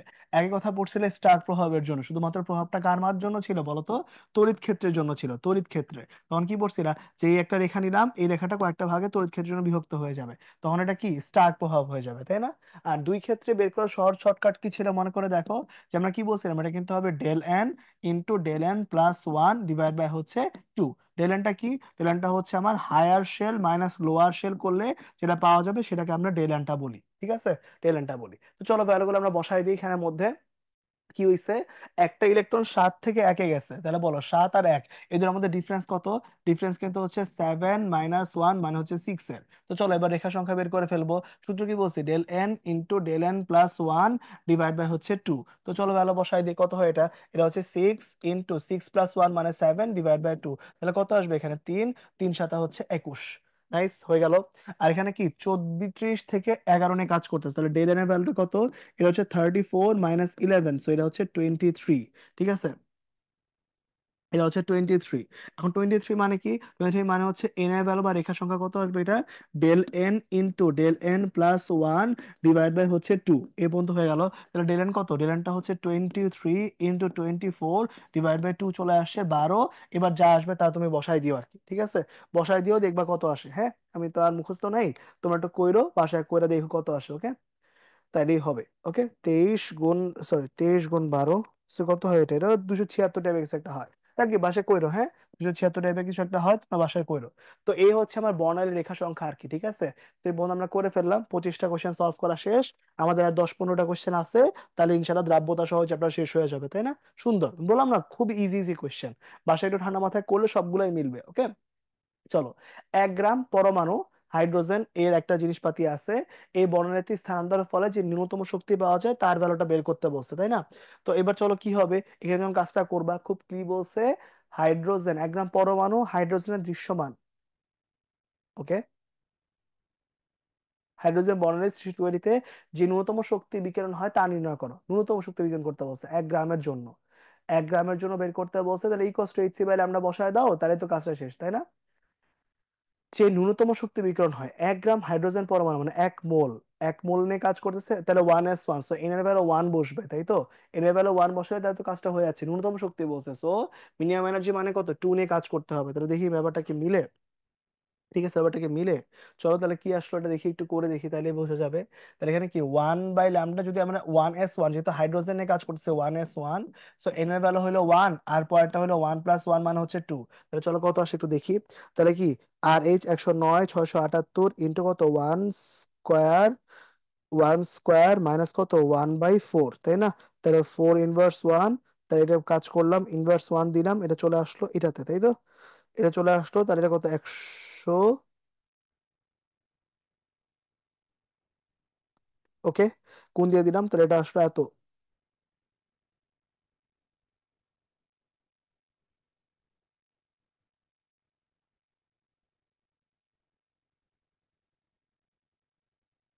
এত আসলো, এটাতে যদি হচ্ছে, আচ্ছা তাহলে এখানে আসলো হচ্ছে, আচ্ছা তাহলে ল্যামডার ভ্যালুটা আসে হচ্ছে 121.56 এত ন্যানোমিটার। আচ্ছা, এত ন্যানোমিটার আসলো, বাট আমার তো লাগবে মিটারে, আমি কেন একটু কষ্ট করলাম? একবারে তো করা যেত, আরে ধুরু। তাহলে কত এটা কি, 10⁻10 দিয়ে ভাগ করে দিলে তো কাজ হয়ে যাচ্ছে, রাইট? তাহলে এটা কত? এটা হচ্ছে 121.56 × 10⁻৯ এত মিটার। তাহলে equals to H C by lambda. তাহলে এইচ এর বেলা কত? 6.626 10⁻34 ইন্টু সি এর ভ্যালু 10⁻8 বসায় দাও। এটা কত? 121.56 10⁻৯। তাহলে বসায় দাও, তাহলে এটা সুন্দর করে চলে আসছে হচ্ছে এত। অ্যান্সার তো মিললো না। তাহলে কি হলো ব্যাপারটা, এটা অ্যান্সার তো আসার কথা হচ্ছে 1.8, কিন্তু এখানে তো এরকম আসে নাই। 1 গ্রাম নিয়ে কাজ করতে বলছে, এটা কি তাহলে আরো ইজিলি করা যায়? আরো ইজিলি করা যায় এটা। কি বলছে, যে ন্যূনতম শক্তি বিকিরিত হয়, ন্যূনতম শক্তি বিকিরিত হয় মানে এনার্জি তো মিনিমামই চাইছে, এনার্জি মিনিমাম চাইছে না? হ্যাঁ, এনার্জি মিনিমাম চাইছে, যে ন্যূনতম শক্তি বিকিরিত হয় তা হিসাব করো। 1 গ্রাম হাইড্রোজেনের দৃশ্যমান, ও আচ্ছা, দৃশ্যমান বর্ণালী বের করতে। দৃশ্যমান বর্ণালী বলছে, আরে দৃশ্যমান বর্ণালী মানে তো এন এর ভ্যালু হবে 2। আরে দৃশ্যমান বর্ণালী মানে হচ্ছে বামার সিরিজ। এই যে 2 পেজ আগে যে পড়ে আসছি, আমি নিজেই খেয়াল করিনি, কি একটা অবস্থা। এই যে এখানে দৃশ্যমান বর্ণালী বলতে বলছে, তার মানে এখানে বামার সিরিজ। বামার সিরিজ মানে এন এর ভ্যালু হচ্ছে 2। 2 মানে হচ্ছে, এই তো, আরে আল্লাহ, এন এর ভ্যালু হবে 2। তাহলে এন এইচ এর ভ্যালু কত হবে? এন এইচ এর ভ্যালু হবে 2 + 1 মানে হচ্ছে 3। এবার মিলে যাবে। ঠিক আছে, তাহলে কত আসবে এটা? 109 678 ইন্টু কত? ইন্টু হচ্ছে 1/কত, 1/4 মাইনাস কত, 1/9। এটা বসায় দাও, ইনভার্স করে দাও। এটা ইনভার্স করলে এত চলে আসলো। তাহলে এখানে ল্যামডা ভ্যালু আসলো 656। ঠিক আছে, এটা আসলো 656 ন্যানোমিটার। এটা ল্যামডা ভ্যালু আসলো 656.46 এত ন্যানোমিটার আসছে। এত ন্যানোমিটার আসছে, তার মানে কত? 656.46 × 10⁻⁹ এত মিটার। এর ভ্যালু বসায় দাও, মোস্ট লাইকলি এখন মিলে যাওয়ার কথা। ইকুয়াস টু হচ্ছে অবস্থান্তরের ফলে যে হিসাব পাওয়া যাবে তা, ও, ঠিক আছে। তাহলে কত আসবে? এটা আসবে হচ্ছে 100। এটা আসবে হচ্ছে ই এর ভ্যালু কত? ই এর ভ্যালু হচ্ছে = hc/λ। তাহলে এবার এখানে এইচ এর ভ্যালু কত আসবে? 6.626 × 10⁻⁻, কত, -34 ইন্টু সি এর ভ্যালু 3 × 8। এখানে কত আসবে এটা? 656.46 ঠিক আছে, -9 বসায় দাও। এবার মিলে গেছে, ঠিক আছে। এই যে এটা চলে আসবে, এই যে এটা হয়ে গেছে। সুন্দর। এই তো, এটা হচ্ছে আমার অ্যান্সার, ঠিক আছে। সুন্দর। ও আচ্ছা, এটা না তো, এই যে নিচেরটা, এই যে ডি নাম্বারটা হবে আমার অ্যান্সার, ঠিক আছে। এই যে এইটা হবে আমার অ্যান্সার, 3.0 × 10⁻⁻19। ঠিক আছে, এই আর কি আমার অবস্থা। পারবো সবাই? ক্লিয়ার কিন্তু, হ্যাঁ। আচ্ছা, এবার তাহলে এটা করে দেখো, এটার মধ্যে সুন্দর করে হয়ে গেল। পরেরটার মধ্যে সিমিলার টাইপের একটা ম্যাথ আছে, সুন্দর করে ম্যাথটা করে ফেলবো, একই ম্যাথ, বুঝছো। ওই একই হচ্ছে 4 থেকে 2 আসছে, ন্যানোমিটার নির্ণয় করতে বলছে। সবকিছু এখানে বলাই আছে, হ্যাঁ। যেখানে কি একটা রেখা আছে বামার সিরিজ। বামার সিরিজ মানে কি? বামার সিরিজ মানে হচ্ছে এন এর ভ্যালু হচ্ছে 2। এখানে 4-এ নামাইতে হবে, বলাই আছে সবকিছু, খালি ভ্যালু বসাই দিব, গত বছর বইটা আসছে এটা। ঠিক আছে, তো সুন্দর করে ভ্যালু বসাই দাও, তাহলে কাজটা কিন্তু শেষ। তাহলে 1/λ 109 678 ইন্টু কত, 1/2² -1/4²। একটু আগে কিন্তু এই ম্যাথটা করে আসছি, হ্যাঁ। তো এখানে ল্যামডা ভ্যালুটা বের করে ফেলো, 486 পয়েন্ট সামথিং অ্যান্সার আসবে আর কি। ঠিক আছে, তো একই জিনিস সুন্দর করে করবা, অ্যান্সার মিলে যাবে, ওকে। হ্যাঁ, 486 আসবে। 486.8, আগে আগের পেজে করছে এটা 2 আর 4 দিয়ে, ঠিক আছে। ও আচ্ছা, 486 2 আর 6 এরকম একটা কিছু আসবে মনে হয়। ঠিক আছে, করে দেখো তোমরা বাসায়। ওকে, চলো। এবার এই পার্টটুকুর মধ্যে হয়ে গেল ইউভি রশ্মি জ্বালানো শনাক্ত করতে ব্যবহার করে, তো আমরা সবাই জানি যে কি করা হয়, যদি তুমি কোনো একটা নোট যে আছে, এই নোটের উপর কি থাকে? এই নোটের উপর হচ্ছে আসল টাকা যেগুলো আর কি, এই নোটের উপর হচ্ছে ফসফোর টাইপের পদার্থ থাকে, তাই না? ফসফোর। এন্ড ফসফরের কাজ কি? সে হচ্ছে ইউভি শোষণ করে, কিন্তু কি করে? সে হচ্ছে দৃশ্যমান বিকিরণ করে, রাইট? দৃশ্যমান বর্ণের আলো সে কিন্তু বিকিরণ করতে পারে, বিকিরণ করতে পারে। সো এটা মাথায় রাখো ভাইয়া, যে এখানে কি করা হয়, যদি ইউভি রশ্মি ফেলার পর, ইউভি রশ্মি যদি একটা নোটের উপর ফেলার পর, একটা ধরো নোট আছে, এই নোটের উপর ফেলার পর যদি আমরা দৃশ্যমান কিছু একটা দেখি, দৃশ্যমান আলো যদি দেখি, তাহলে বুঝবো সে হচ্ছে আসল টাকা। আর যদি কিছু না দেখি, কিছু দেখা না যায়, কিছু দেখা না যায়, তাহলে কি বুঝবো? তারা বুঝবো সে হচ্ছে নকল টাকা। শেষ, এইটুকু হচ্ছে কথা আর কি। ঠিক আছে, নকল টাকা। খুব সিম্পল কথাবার্তা, সুন্দর করে করে দিলে ওখান থেকে হয়ে যাবে আর কি। ফ্লোরোসেন্স পদার্থ ইউজ করা হয়, ভালো করে করলে হবে, ওকে। চলো, এই পর্যন্ত হয়ে গেল। বইটা কিন্তু এর গত বছর আসছে, তো সাবধান কিন্তু, হ্যাঁ। এগুলো কিন্তু বাদ দিও না, কারণ বইটা যেগুলো আসে ওগুলো আবার তার পরের বছর ডিও এক্সামে কিন্তু চলে আসে। তো সাবধান, হ্যাঁ। বাদ দেওয়ার কিন্তু কোনো গতি এখানে নাই, ওকে। ওকে, চলো, আমরা খুব সুন্দর করে কোশ্চেন সলভ করে ফেলছি। এবার পরের কোশ্চেনটাও আছে, এটা তোমরা কইরো, হ্যাঁ। এটা একই কোশ্চেন তো, জাস্ট বারবার করে করতে করতে আমি হাঁপাই গেছি, একই জিনিস বারবার। ওই একই 1/λ সূত্র উত্তর বলা আছে, সেম সেম, ঠিক আছে। সিমিলার জিনিসপাতি আছে, তোমরা জাস্ট সিমিলারটাই একটু বাসায় ট্রাই করো, তাইলেই হবে, ওকে। ট্রাই করলে হয়ে যাবে ইনশাল্লাহ। ঠিক আছে, প্রথমটা মনে হয় ডেল ই দিয়ে করতে হয়, ওই যে সূত্র মুত্র সব দেওয়া আছে, বিয়োগ করে দিবা, তাইলেই হয়ে যাবে, ওকে। পারবা ইনশাল্লাহ, ওকে। ওকে, ঠিক আছে, তাহলে এখান থেকে নিষ্পাতে চলে আসবে। আর পরেরটার মধ্যে হচ্ছে, এখানের মধ্যে যে বিকিরণের শক্তি 1/λ যে সূত্রটা আছে, equals to H C by lambda বসে দিলে হয়ে যায়। ঠিক আছে, হইলো। পরেরটা আমাদের কি আছে দেখো, হাইড্রোজেন পরমাণুর দ্বিতীয় স্তর থেকে প্রথম স্তরে রেখার তরঙ্গ দৈর্ঘ্য, সেম কোয়েশ্চেন আবারও। ঠিক আছে, তো এটার মধ্যে তো হচ্ছে আর কি করবা, ওই সেম কথা, 151 সামথিং যে আসে, 1/λ বসাই দিবা, 109 678 বসাবা, কত এটা কি 1/2² মাইনাস 1/1², সরি উল্টা লিখছি, 1/1² মাইনাস 1/2² করতে হয় যে, হ্যাঁ, কারণ ওই যে এন এর আর এনএইচ তো দেওয়াই আছে কোশ্চেনের মধ্যে। তো ল্যামডা ভ্যালুটা বের করে ফেলো, মোস্ট লাইকলি কত আসে, এটা আসে বোধহয় হচ্ছে 1 না, এটা কত আসবে, 1215 আসবে বোধহয়, শুরু থাকবে করে আসে নাকি এটা, 1215 পয়েন্ট এত অ্যাংস্ট্রম আসে বোধহয়। তোমার বাসায় কইরো, করলেই পারবা, হ্যাঁ, করলেই পারবা। ওকে, তো আমরা এখানে সময় নষ্ট করতেছি না, আর তাহলে দ্রাব্যতার দিকে চলে যাব। হ্যাঁ, দ্রাব্যতা কার জন্য কাজ করবে, দ্রাব্যতা কাজ করবে কিন্তু ভাইয়া সম্পৃক্ত টাইপের দ্রবণের জন্য, তাই না, সম্পৃক্ত টাইপের দ্রবণের জন্য কাজ করবে। এবং সম্পৃক্ত দ্রবণের জন্য আমার যে জিনিসগুলো ভালো করে কাজ করে, ওইটার মধ্যে ঘনমাত্রা যে ভ্যালুগুলো নিয়ে কাজ করবো আমরা, সেটাই কিন্তু আমার দ্রাব্যতা, রাইট। এখন দ্রাব্যতার অনেকগুলো টাইপের একক আছে, তো আমরা একটা একটা করে করা শুরু করি, তার ইনশাল্লাহ হয়ে যাবে। যেমন কি, এখানে যখন ম্যাথ করতে বলছে, বলছে যে হচ্ছে 198 কাজ করতেছি, 75 ml এখানে কাজ করব, তাহলে কি করা যায়। আচ্ছা চলো, এবার তাহলে এস এর সূত্র কি ছিল মনে আছে, দ্রাব্যতার, দ্রাব্যতা বা এস এর সূত্র কি ছিল, দ্রাব্যতা বা এস এর সূত্র ছিল S = 100 × M - M। তাহলে এটা কি, এটা হচ্ছে আমার দ্রবের অ্যামাউন্ট, আর এটা কি আমার দ্রবণের অ্যামাউন্ট, দ্রবণ, ঠিক আছে। তো চলো এবার ভ্যালুগুলো বসাই দেই। তাহলে এখানে কি, এত সম্পৃক্ত দ্রবণে 75 ml যে দ্রবণটা আছে, এটা কি ভি এর আয়তন, এটা কি এত গ্রাম, তো এটা হচ্ছে এম এর ভ্যালু, আর এখানে কি আপেক্ষিক গুরুত্ব রো নিয়ে কাজ করতেছে।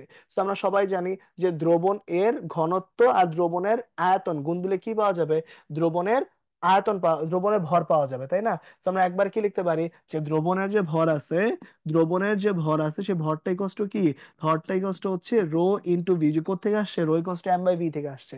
তো একবার সূত্র বসাই দাও, কি আসে, 100 × M / ρ v মাইনাস হচ্ছে এম। তো চলো সুন্দর করে সূত্রগুলো বসাই দিব আমরা, কত কত আসে, তাহলে এখানে কি 100 × এম এর ভ্যালু কত, 38, ρ v তাহলে কত, 75 ইন্টু হচ্ছে 1.5 মাইনাস কত, মাইনাস হচ্ছে এখানটার মধ্যে 38 বসে যাবে, ঠিক আছে। সুন্দর করে এস এর ভ্যালুটা বের করে ফেলো, বের করে যা আসবে তাই হচ্ছে আমার অ্যান্সার হবে আর কি, ঠিক আছে। মোস্ট লাইকলি অ্যান্সারটা হচ্ছে 51 আসে আর কি, কিন্তু এখানের মধ্যে অপশন নাই, ঠিক আছে। তো এখানে কিন্তু কোনো আনসার দাগানোর দরকার নেই, ঠিক আছে, এটা কিন্তু নো অ্যান্সার, মানে এটা কিন্তু অ্যান্সার দাগানো যাবে না, হ্যাঁ। কোনোটা যদি অ্যান্সার না থাকে অ্যাডমিশন টেস্টে, তাহলে ওখানে কিন্তু অ্যান্সার দাগানোর দরকার নাই, ঠিক আছে, ফাঁকা রাখবা, ঠিক আছে। এটা কিন্তু বোর্ড পরীক্ষা না, কোনো কোশ্চেনে যদি অ্যান্সার না থাকে, তাহলে কিন্তু আমরা মাথা বই করে দাঁড়াতে যাবো না, ওকে। হুম। ওকে, ঠিক আছে, চলো পরেরটা চলে যাই। এখানে কি বলছে, এখানে বলছে যে 85 ডিগ্রি সেন্টিগ্রেড তাপমাত্রা থেকে 30 ডিগ্রিতে আনা হয়েছে, 85, এবং এর দ্রাব্যতা দেওয়া আছে কোশ্চেনের মধ্যে। এখানে 70 ml পানিকে নিয়ে কাজ করছে, তাহলে হচ্ছে কতটুকু, তবে 70 ml পানিতে, 70 ml পানিতে ওই লবণে কতটুকু অদক্ষেপ পড়বে, তাই না, 70 ml এর মধ্যে কতটুকু অদক্ষেপ পড়বে, এটা বের করতে বললো নাকি। ঠিক আছে চলো তাহলে বের করে ফেলি, বের করে ফেলি চলো। ঠিক আছে, তাহলে এখন কি হয়েছিল চিন্তা করে আমাকে বলো তো দেখি ভাই। তাহলে এবার 1 লিটার,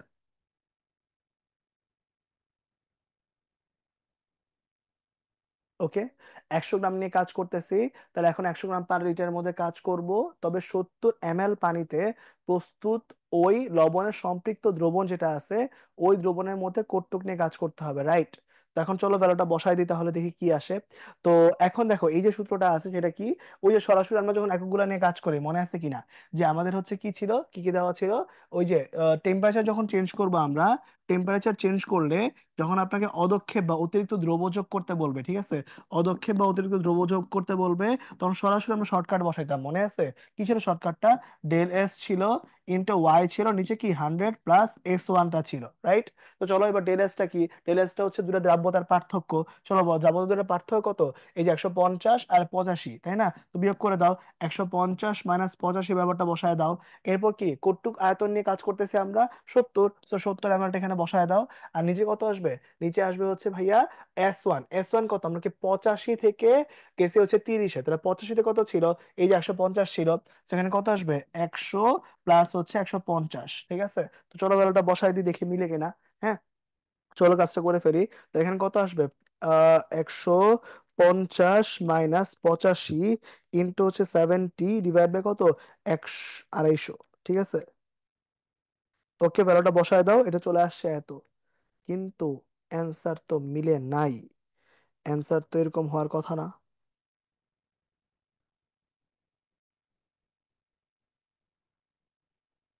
উম একটা মিনিট, কোথাও কি ভুল করছি আমি? ও আচ্ছা, এই সূত্র তো কখন খাটে, যখন হচ্ছে এটা আয়তনটা এটা ভরে থাকে। এটা তো ভরে নাই, তাই না? কারণ এখানে তো কোথাও আপেক্ষিক গুরুত্ব দেওয়া নাই কোশ্চেনে, তাই না?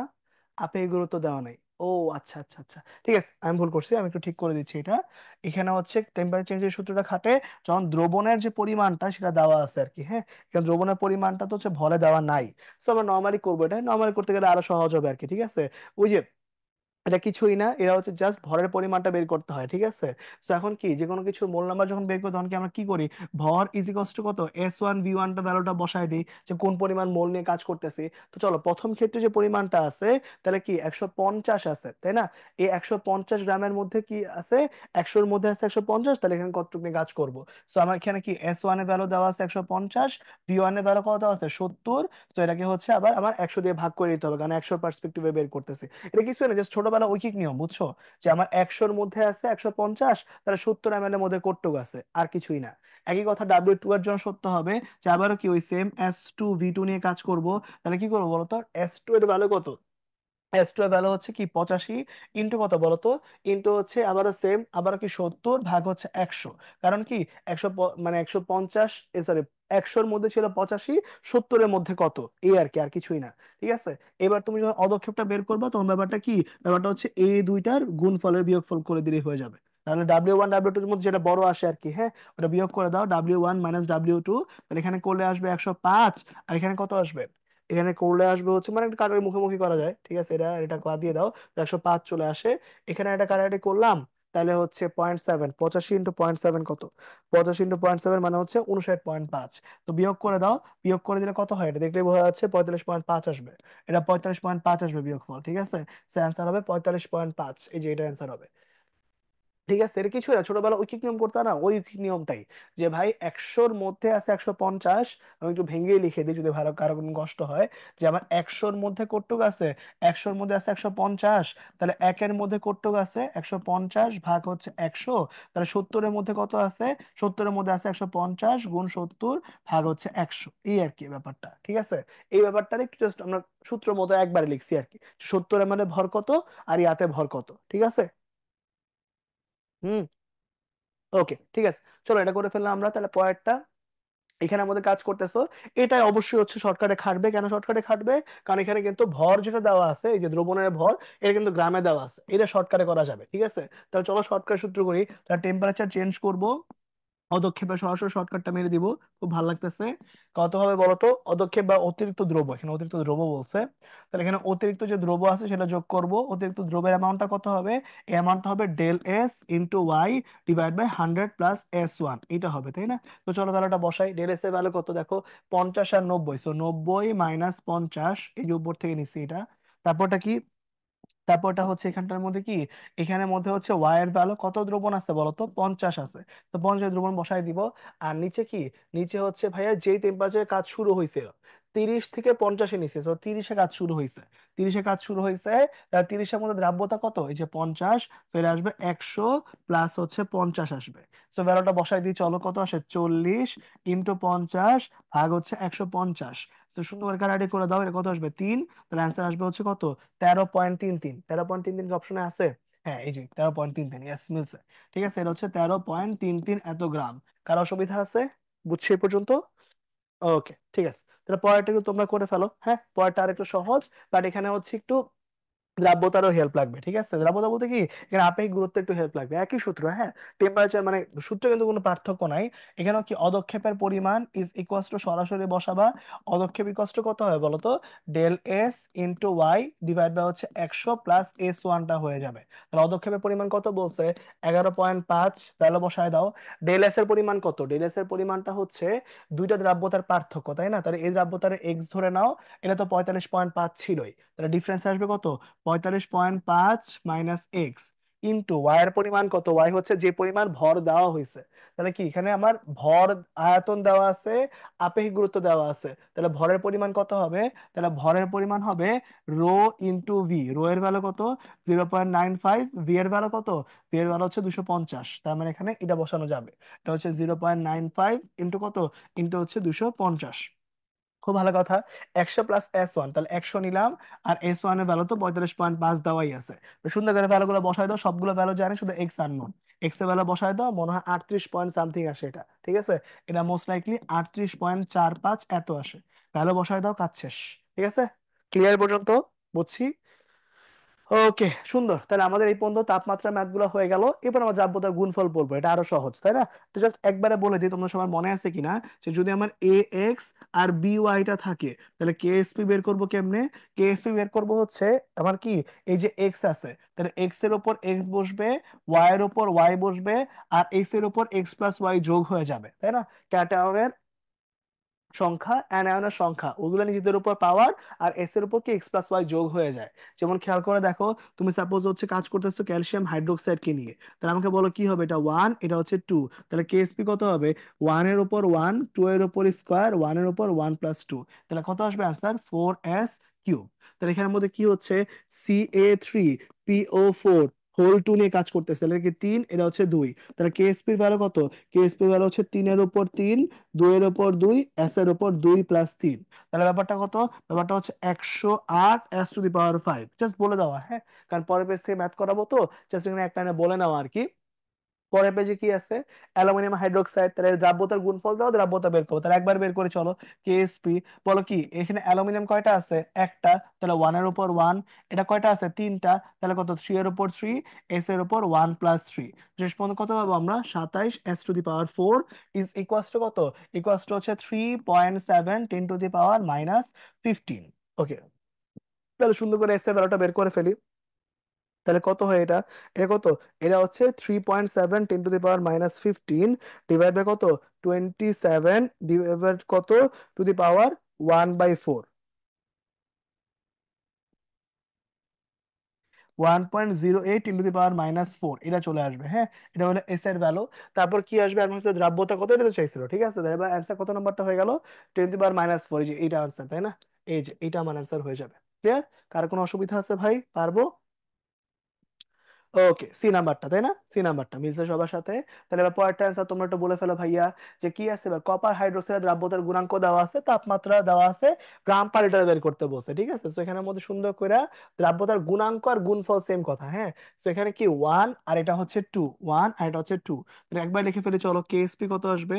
তাহলে কেএসপি আসবে হচ্ছে ওয়ান এর উপর ওয়ান, টু এর উপর স্কোয়ার, এস এর উপর ওয়ান প্লাস টু, সো এটা আসবে 4s³ ইকুয়ালস টু 2.2 × 10⁻⁹ আসবে। তো এখন খেয়াল করো দেখি, -19 আসবে। তাহলে বলো এস এর ভ্যালু কত আসবে? এস এর ভ্যালু আসবে 2.2 × 10⁻⁹ ডিভাইড বাই কত? ডিভাইড বাই হচ্ছে ফোর, এটা হচ্ছে to the power one third. তাহলে এখান থেকে চলে আসবে 3.8 × 10⁻⁷ এটা আসবে। কিন্তু আমার কিন্তু এটা বের হয়েছে মোল পার লিটারে, তাই না? কারণ কেএসপি থেকে আমরা যে হচ্ছে এস বের করি, এটা একক কিন্তু মোল পার লিটার। তাহলে আমাকে গ্রাম পার লিটার চাইছে, তো আণবিক ভর দিয়ে কি দিতে হবে? আণবিক ভর দিয়ে গুণ দিতে হবে। তো এবার হচ্ছে আণবিক ভর বের করে ফেলে, এটা কত? 63.5 যোগ কত? 17 গুণ হচ্ছে 2, সো 34। 63.5 গুণ 34, তাই তো? যোগ 34, তাই এদের গুণ দিতে হবে। চলো তার গুণ দিতে হলে 3.8 × 10⁻⁷ কত? -7, -7 ইন্টু কত? ইন্টু হচ্ছে যোগ 17 গুণ 2, তাহলে কত হলো এটা? 3.70 × 10⁻⁵। তাহলে বি নাম্বারটা আনসার আসে বোধ হয়, তাই না? তাহলে বি নাম্বারটা আনসার আসে। তাহলে এখানে এস এর ভ্যালুটা আসছে মোল পার লিটারে, এটাকে আণবিক ভর দিয়ে গুণ দিচ্ছি, 3.10⁻⁷ ইন্টু কত? ইন্টু হচ্ছে 63.5 যোগ 34 যেটা আছে সেটাতে গুণ দিলাম, তাহলে গ্রাম পার লিটার হয়ে গেল। তাহলে অ্যান্সার আসলো 3.705 × 10⁻⁵ এত গ্রাম পার লিটার। তো অ্যান্সার হবে কত নাম্বারটা? এই যে বি নাম্বারটা, ঠিক আছে। বি নাম্বারটা অ্যান্সার হয়ে যাবে। ওকে, নাইস, সুন্দর হয়ে গেল। খুব দ্রুত আগায় যাচ্ছি আমরা, ভালো লাগতেছে। চলো পরেরটা করে ফেলি। পরেরটার মধ্যে এবার ওই যে কেএসপি কেআইপি এর যে ম্যাথ গুলো আছে, ওগুলো একদম বেসিক ম্যাথটা আছে, হ্যাঁ। AgCO3 এবং কার্বনেট লবণটা নিয়ে কাজ করতেছি। এর দ্রাব্যতা নির্ণয় করতে বলছে দুইটারই। তো দ্রাব্যতা আমরা বের করতে পারবো, ঠিক আছে, দ্রাব্যতা বের করতে পারবো। এরপর কি হয়েছে, এভাবে বের করতে বলছে দ্রাব্যতা নির্ণয় করো এবং কোন কার্বনেটের দ্রাব্যতা কম উল্লেখ করে। তো ভাই সহজ জিনিস, ঠিক আছে। এটা কেএসপি বের করবা, কেএসপি কত এখানে বলো তো? এখানে কি টু আছে, তাহলে টু এর উপর স্কোয়ার ওয়ানের উপর কি ওয়ান, 2 + 1 মানে হচ্ছে 3, তাহলে কি 4s³ is equals two 8.2 × 10⁻12 value বসায় দাও, এস এর ভ্যালু এখান থেকে বের করা যাবে, তাই না? 4s³ ইকুয়ালস টু চলে আসবে, সো মোস্ট লাইকলি এটা কত আসে, 1.27 × 10⁻⁴ এত চলে আসে, ঠিক আছে? আর পরেরটা কপার কার্বন করা আছে, তাহলে কপার কার্বন জন্য আরেকবার একটু করি, কই গেল,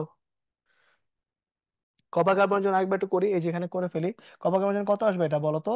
এটা আসবে কি ওয়ানের উপর ওয়ান, তাহলে কেএসপি কত কত আসতেছে, ওয়ানের উপর ওয়ান, তাহলে এটাও কি, এটা তো শুধু এস স্কোয়ার হবে, এটা তো ওয়ান আর ওয়ান, সো এটা হচ্ছে S square is equals two চলে আসবে কত, 2.5 × 10⁻⁻10, এটা চলে আসছে।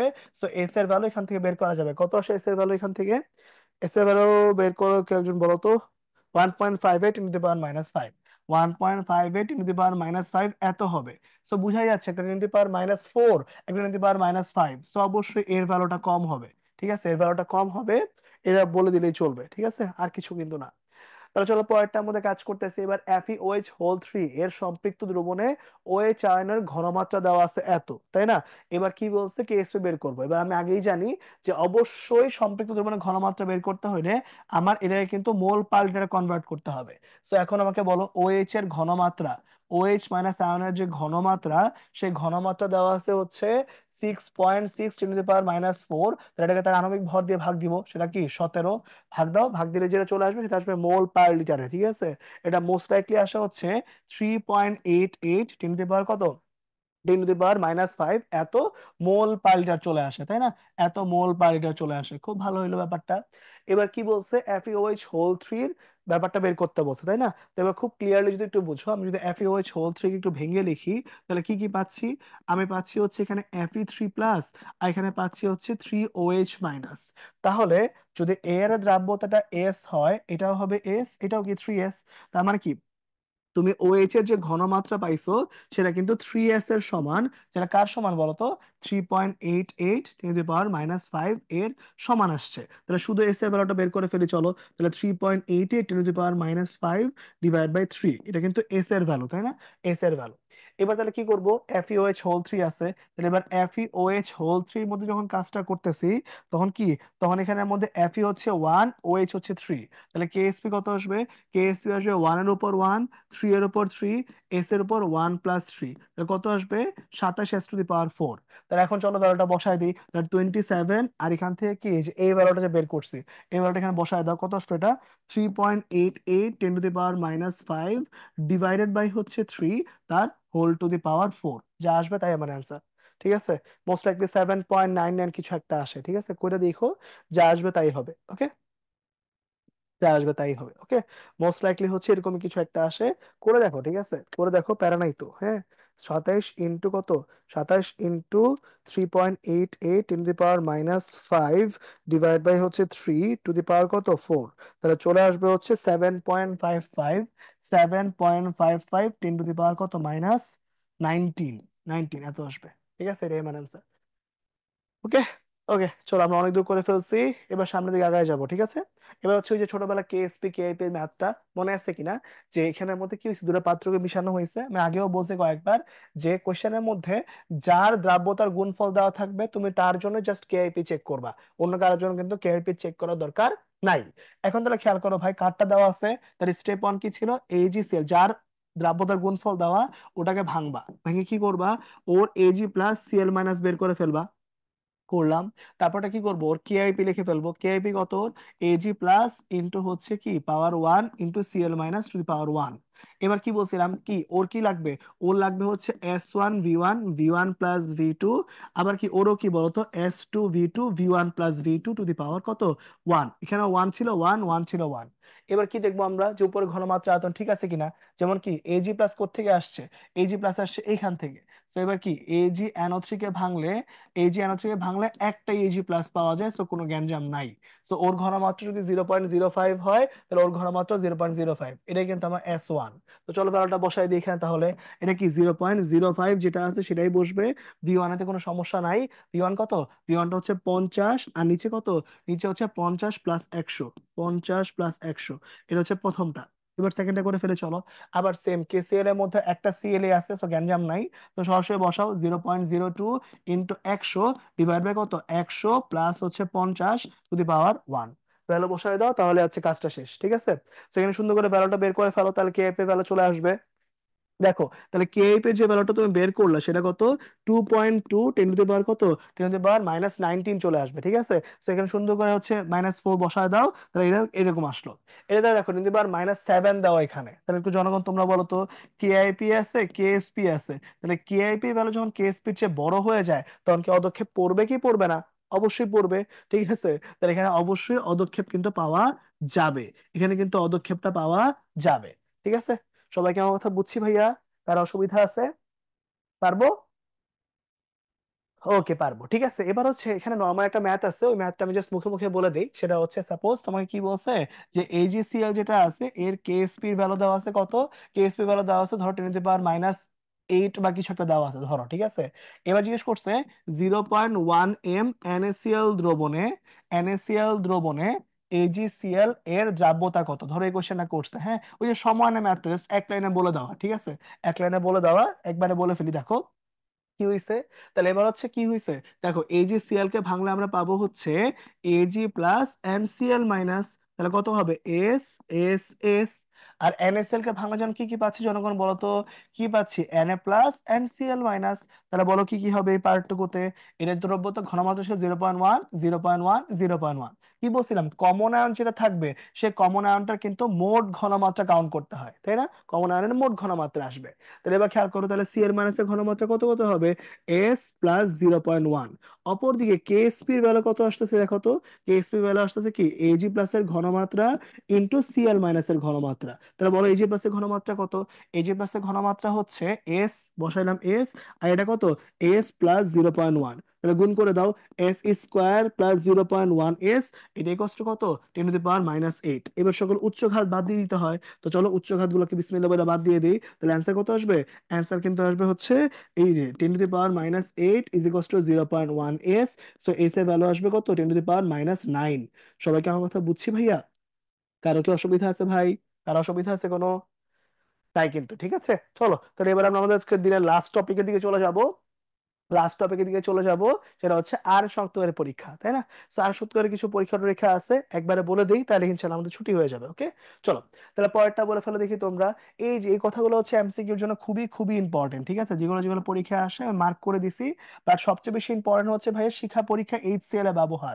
মনে আছে কিনা ভাই, যে যে কোনো শিক্ষা পরীক্ষা যখন এইচসিএল টা যোগ করা হয়, সে কিন্তু অনূদ্যায়ী লবণকে কিসে কনভার্ট করে ফেলে, ক্লোরাইড, পানি, কার্বন ডাই অক্সাইড।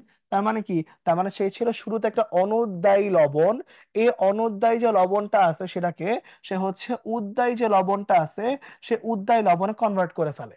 তো এই যে অনুদ্বায়ী লবণকে উদ্বায়ী লবণে কনভার্ট করে ফেলা, এটাই কিন্তু এইচসিএল এর মেইন কাজ। এবার এখানের মধ্যে মেইন কি কি লাগবে, যেমন পটাশিয়ামটা হচ্ছে হালকা বেগুনি লাগবে, কপার 2+ কি নীলাভ সবুজ শাখা লাগবে, সোডিয়ামটা কি সোনালী হলুদ লাগবে, ক্যালসিয়াম 2+ কি ইটের মতো লাল লাগবে। এই চারটা খুবই খুবই আসে পরীক্ষায়, ঠিক আছে। এমসিকিউতে প্রচুর পরিমাণে আসে, এটা ভালো করে পড়ে যাবা, ঠিক আছে ভাই। ওকে, চলো এই বন্ধ হয়ে গেল আমাদের। তাহলে পরের পেজে হচ্ছে সবগুলা বলা আছে, জাস্ট তোমরা এখান থেকে দেখে নিবা। যেটা যেটা লাগবে সেটা হচ্ছে এই পেজে কপার, ফেরাম 3+ জিঙ্ক, এই চারটাই কিন্তু K4 এফিসিয়েন্সি দিয়ে করা যায়, খেয়াল করো। এই জন্য কিন্তু আমি চারটাকে একসাথে রাখছি, ঠিক আছে। যদি তুমি এই এফিসিয়েন্সি এর সাথে কি করো, বিক্রিয়া দাও, তখন লালচে বাদামি পাইলে তুমি বুঝবা সে হচ্ছে কপার, হালকা নীল পাইলে Fe2+, গাঢ় নীল পাইলে Fe3+, সাদা পাইলে জিঙ্ক 2+। বাস এইগুলো জানলেই চলবে, ঠিক আছে। যে K4 এফিসিয়েন্সি কয়টা করা যায়, চারটা করা যায়। কি বলছি, সাদা পাইলে সেটা হচ্ছে জিঙ্ক 2+, লাল পাইলে সে কি কপার 2+, হালকা নীল পাইলে Fe2+, গাঢ় নীল পাইলে Fe3+, শেষ। আর এক্সট্রা কিছু মনে রাখার দরকারই নেই, ওকে। চলো পরেরটার মধ্যে চলে যাই। এই পেজের মধ্যে সেম কথা সবগুলা হচ্ছে আমরা কাজ করবো, বাট এখানে ইম্পর্টেন্ট কিছু কথা আছে। যেমন সোডিয়াম করতে এটা কি লাগে, পটাশিয়াম পাইরো অ্যান্টোমোনেট। অ্যামোনিয়াম করতে কি লাগে, ন্যাসলার। আর ক্যালসিয়াম করতে কি লাগে, অক্সালেট। এগুলো একদম ডিরেক্টলি এমসিকিউতে আসে, ঠিক আছে। যে কোনটা করতে কি লাগতেছে, সোডিয়াম করতে পটাশিয়াম পাইরোআন্টোমোনেট, অ্যামোনিয়াম করতে নেসলার, ক্যালসিয়াম করতে কি অক্সালেট। বাস বসায় দাও, কাজ হয়ে যাবে, ওকে। চলো তাহলে পরেরটা করে ফেলি আমরা। সিএল করতে এই যে NO3 লাগবে, সাদা কালারের পদক্ষেপ পরে। আর বাকি দুইটার জন্য কি লাগবে, বাকি দুইটার জন্য কিন্তু বেরিয়াম নাইট্রেট লাগবে, ঠিক আছে। এবং দুটো তো পদক্ষেপও সেম পড়ে, সো তো প্যারা কিছু নাই, ওকে। ওকে, চলো তাহলে এই পর্যন্ত হয়ে গেল, আমাদের কিছু কোশ্চেন সলভ করে ফেলবো তারপর ছুটি। চলো, এখানে আমাদের সামারি বলা আছে যে কোনটার জন্য, যেমন NH4OH এর জন্য এই সবগুলো ব্যবহার করা যায়, ঠিক আছে ভাই। তারপর কি এখানে আমাদের K4FF6 এর জন্য এই চারটা ব্যবহার করা যায়। আর এখানে কি অ্যামোনিয়াম অক্সালেট দিয়ে শুধুমাত্র ক্যালসিয়াম, পটাশিয়াম পারম্যাঙ্গানেট শুধুমাত্র সোডিয়াম, আর লাস্টে ন্যাসলার দিয়ে শুধুমাত্র অ্যামোনিয়াম। এই পেজটা এমসিকিউর জন্য খুবই ভালো একটা পেজ, ঠিক আছে। তো ভালো করে পড়ে যাও, ঠিক আছে, কারণ যদি মনে রাখতে অনেক কষ্ট হয়, অ্যাটলিস্ট এই পেজটা পড়ে যাও, ওকে। ওকে, চলো তাহলে পরের পেজে যাই। অ্যান্সার দিয়ে দাও ভাইয়া, তাহলে বলো প্রুশিয়ান ব্লু এর সংকেত কোনটি? প্রুশিয়ান ব্লুর সংকেত হচ্ছে প্রথমটা, একটু আগে পড়ে আসছে তাই না, একটু আগে পড়ে আসছে, প্রথমটা হবে। এরপরটা কি? সোডিয়াম প্লাস আয়নে কোনটি উৎপন্ন হয় বলছে, দেখো কিন্তু বুয়েট কিন্তু কোশ্চেন এটা, এটা কিন্তু উৎপন্ন চাইছে, এটা কিন্তু তোমাকে বিক্রিয়ক চাই নাই, চাইছে উৎপন্ন কোনটা হয়। সো তুমি কিন্তু পটাশিয়াম পাইরো অ্যান্টিমনি ব্যবহার করো বিকারক হিসাবে, বাট বিক্রিয়ার পরে কোনটা উৎপন্ন হয়? সোডিয়াম পটাশিয়াম অ্যান্টিমোনেট না, এটা সরি সরি সোডিয়াম পাইরো অ্যান্টিমোনেট। তাহলে এখানে কিন্তু মনে রাখো এটা কিন্তু বিকারক, এটা কিন্তু বিকারক, এখানে তো বিকারক চাই নাই, এখানে চাইছে উৎপাদটা, সো অ্যান্সার কিন্তু এখানে উৎপাদ হবে, এই যে এটা হবে, ঠিক আছে। কারণ বিক্রিয়ার পরে দেখো এখানে বিক্রিয়ার মধ্যে লেখা আছে, আমি লিখে দিছিলাম কিন্তু, যেখানে কি পটাশিয়াম পাইরো অ্যান্টিমোনেট বিক্রিয়া করে, বাট বিক্রিয়ার পরে কিন্তু তৈরি হয় কি সোডিয়াম পাইরো অ্যান্টিমোনেট। সাবধান, ওকে। এই বন্ধ হইলো, তাহলে তার পরেরটা করে ফেলি। ক্যালসিয়াম টু প্লাস সংতরণে কি করা হয়? অক্সালেট ইউজ করা হয়, এখানে একমাত্র অক্সালেট কে আছে? Ammonium oxalate. এই আর কি অবস্থা, ঠিক আছে। কারো যদি অক্সালেট বুঝতে অসুবিধা হয় তো ভেঙে কাজটা করো, তাহলে তুমি দেখবে যে মিলে গেছে, হ্যাঁ। এই যে এরকম C2O4 মানে কি COONH4,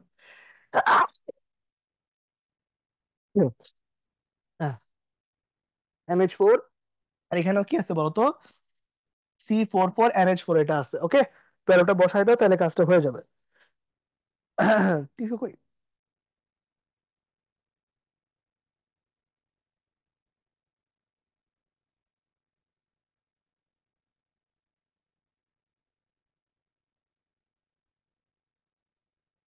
সরি, 1 মিনিট হচ্ছে একটু এদিক সেদিক হয়ে গেল। তো আমরা এখান থেকে আবার যেটা বলতেছিলাম সেখান থেকে একটু ব্যাক করি, হ্যাঁ। তো যেটা বলতেছিলাম যে ভাই এই পার্টটুকুতে যখন কাজ করতেছি, তখন এখানের মধ্যে যে কি লাগতেছে, এখানের মধ্যে হচ্ছে আমাদের এইটা লাগতেছে অ্যামোনিয়াম অক্সালেটটা, হ্যাঁ, সংকেতটা আমি পাশে লিখে দিছি। এইবার সোডিয়াম প্লাসের মধ্যে কোনটা ব্যবহৃত হয়, ঠিক আছে। যদি ব্যবহৃত হওয়ার কোশ্চেনটা আসে তখন কিন্তু কি বলছি, পটাশিয়াম পাইরো অ্যান্টিমনি যেটা আছে সেটা ব্যবহৃত হচ্ছে, ওকে। সো এটা বেলাটা বসায় দাও, যা বসাবা তাই আমার অ্যান্সার হয়ে যাবে, ওকে। তো এই আর কি ব্যবস্থা, সুন্দর করে সবাই বুঝতে পারছি ভাই, ক্লিয়ার পর্যন্ত? হুম, ইজি তাই না ভাই, ছোট ছোট কোশ্চেন এক পেজে আমরা করে ফেলছি অনেকগুলা। পরেরটা বলো ভাই, পরেরটা বলো ভাই, তাহলে আমাদের হচ্ছে এই পার্টটুকুর মধ্যে কি আছে? এই পার্টটুকুর মধ্যে বলছে যে Fe3+ কে নিয়ে কাজ করছে, এই সবাই বুঝতে তো নাকি? কার অসুবিধা আছে ভাই? ওকে, চলো এবার এই পার্টটুকুর মধ্যে কাজ করবো ভাই। এখন এখানটার মধ্যে মনে আছে কিনা যে Fe3+ সুনিশ্চিত করতে যদি কাজ করা হয়, তোর মনে আছে কিনা যে আমরা Fe3+ এর সাথে যখন কি করি, NH4SCNS যেটা আছে এটা ইউজ করি, এখানে যদি হচ্ছে রক্ত লাল দ্রবণ ঘটে, রক্ত লাল দ্রবণ হয়, তখন কি হয়, তখন এখানে Fe3+ কে শনাক্তকরণ করা যায়। এবার তাহলে দেখো এর সাথে কোনটা অ্যান্সার মিলতেছে। তাহলে এর প্রথম কথা হচ্ছে K4 এফিসিয়েন্সি কেটে দাও সবগুলো, তাই না? কারণ এগুলো দিয়ে কিন্তু হচ্ছে মানে চারটাকে সমর্থন করা যায়, একটু আগে বলে আসছি যে K4 এফিসিয়েন্সি দিয়ে কিন্তু আমরা একই সাথে কপার 2+ Fe2+ Fe3+ জিঙ্ক 2+ সবগুলা করতে পারি, এবং সব ক্ষেত্রে কিন্তু কালার পাওয়া যায়। তো সুনিশ্চিত করতে কিন্তু তুমি ক্লিয়ারলি ওকে ইউজ করতে পারবা না। তো অবশ্যই কিন্তু সবার আগে এফিসিয়েন্সি যেগুলো আছে সবগুলো বাদ দিয়ে দিলাম। তাহলে এবার সিএনএস যেগুলোতে আছে, সিএনএস যেগুলোতে আছে সেই বিক্রিয়াগুলো নিবা, ঠিক আছে। এবার মনে রাখবা বিক্রিয়ার মধ্যে যখন বিক্রিয়াটা হয়, তখন কিন্তু সবসময় এই যে থায়োসায়ানাইডটাই তৈরি হওয়ার কথা, এখানে কিন্তু কখনো OH পাওয়ার কথা না। তো বিক্রিয়া ভুল আছে, তো অ্যান্সার কিন্তু বি নাম্বারটা হবে, এইটার অ্যান্সার হবে এই বি নাম্বারটা। সবাই আমার কথা বুঝছো কিনা আগে একটু দেখো। সবাই কি আমার কথা বুঝছো ভাই? কার কোনো কোয়েশ্চেন আছে? ওকে, ঠিক আছে, এ পর্যন্ত ক্লিয়ার? পারবো?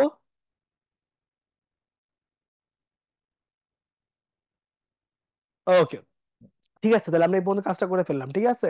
এবার চলো পরেরটার মধ্যে আমরা কাজটা করি, তাহলে হয়ে যাবে। এবার এখানে যখন কাজটা করতে বলছে, একটা ল্যাবের মধ্যে লেভেলবিহীন জিঙ্ক 2+ আর ক্যালসিয়াম 2+ আছে।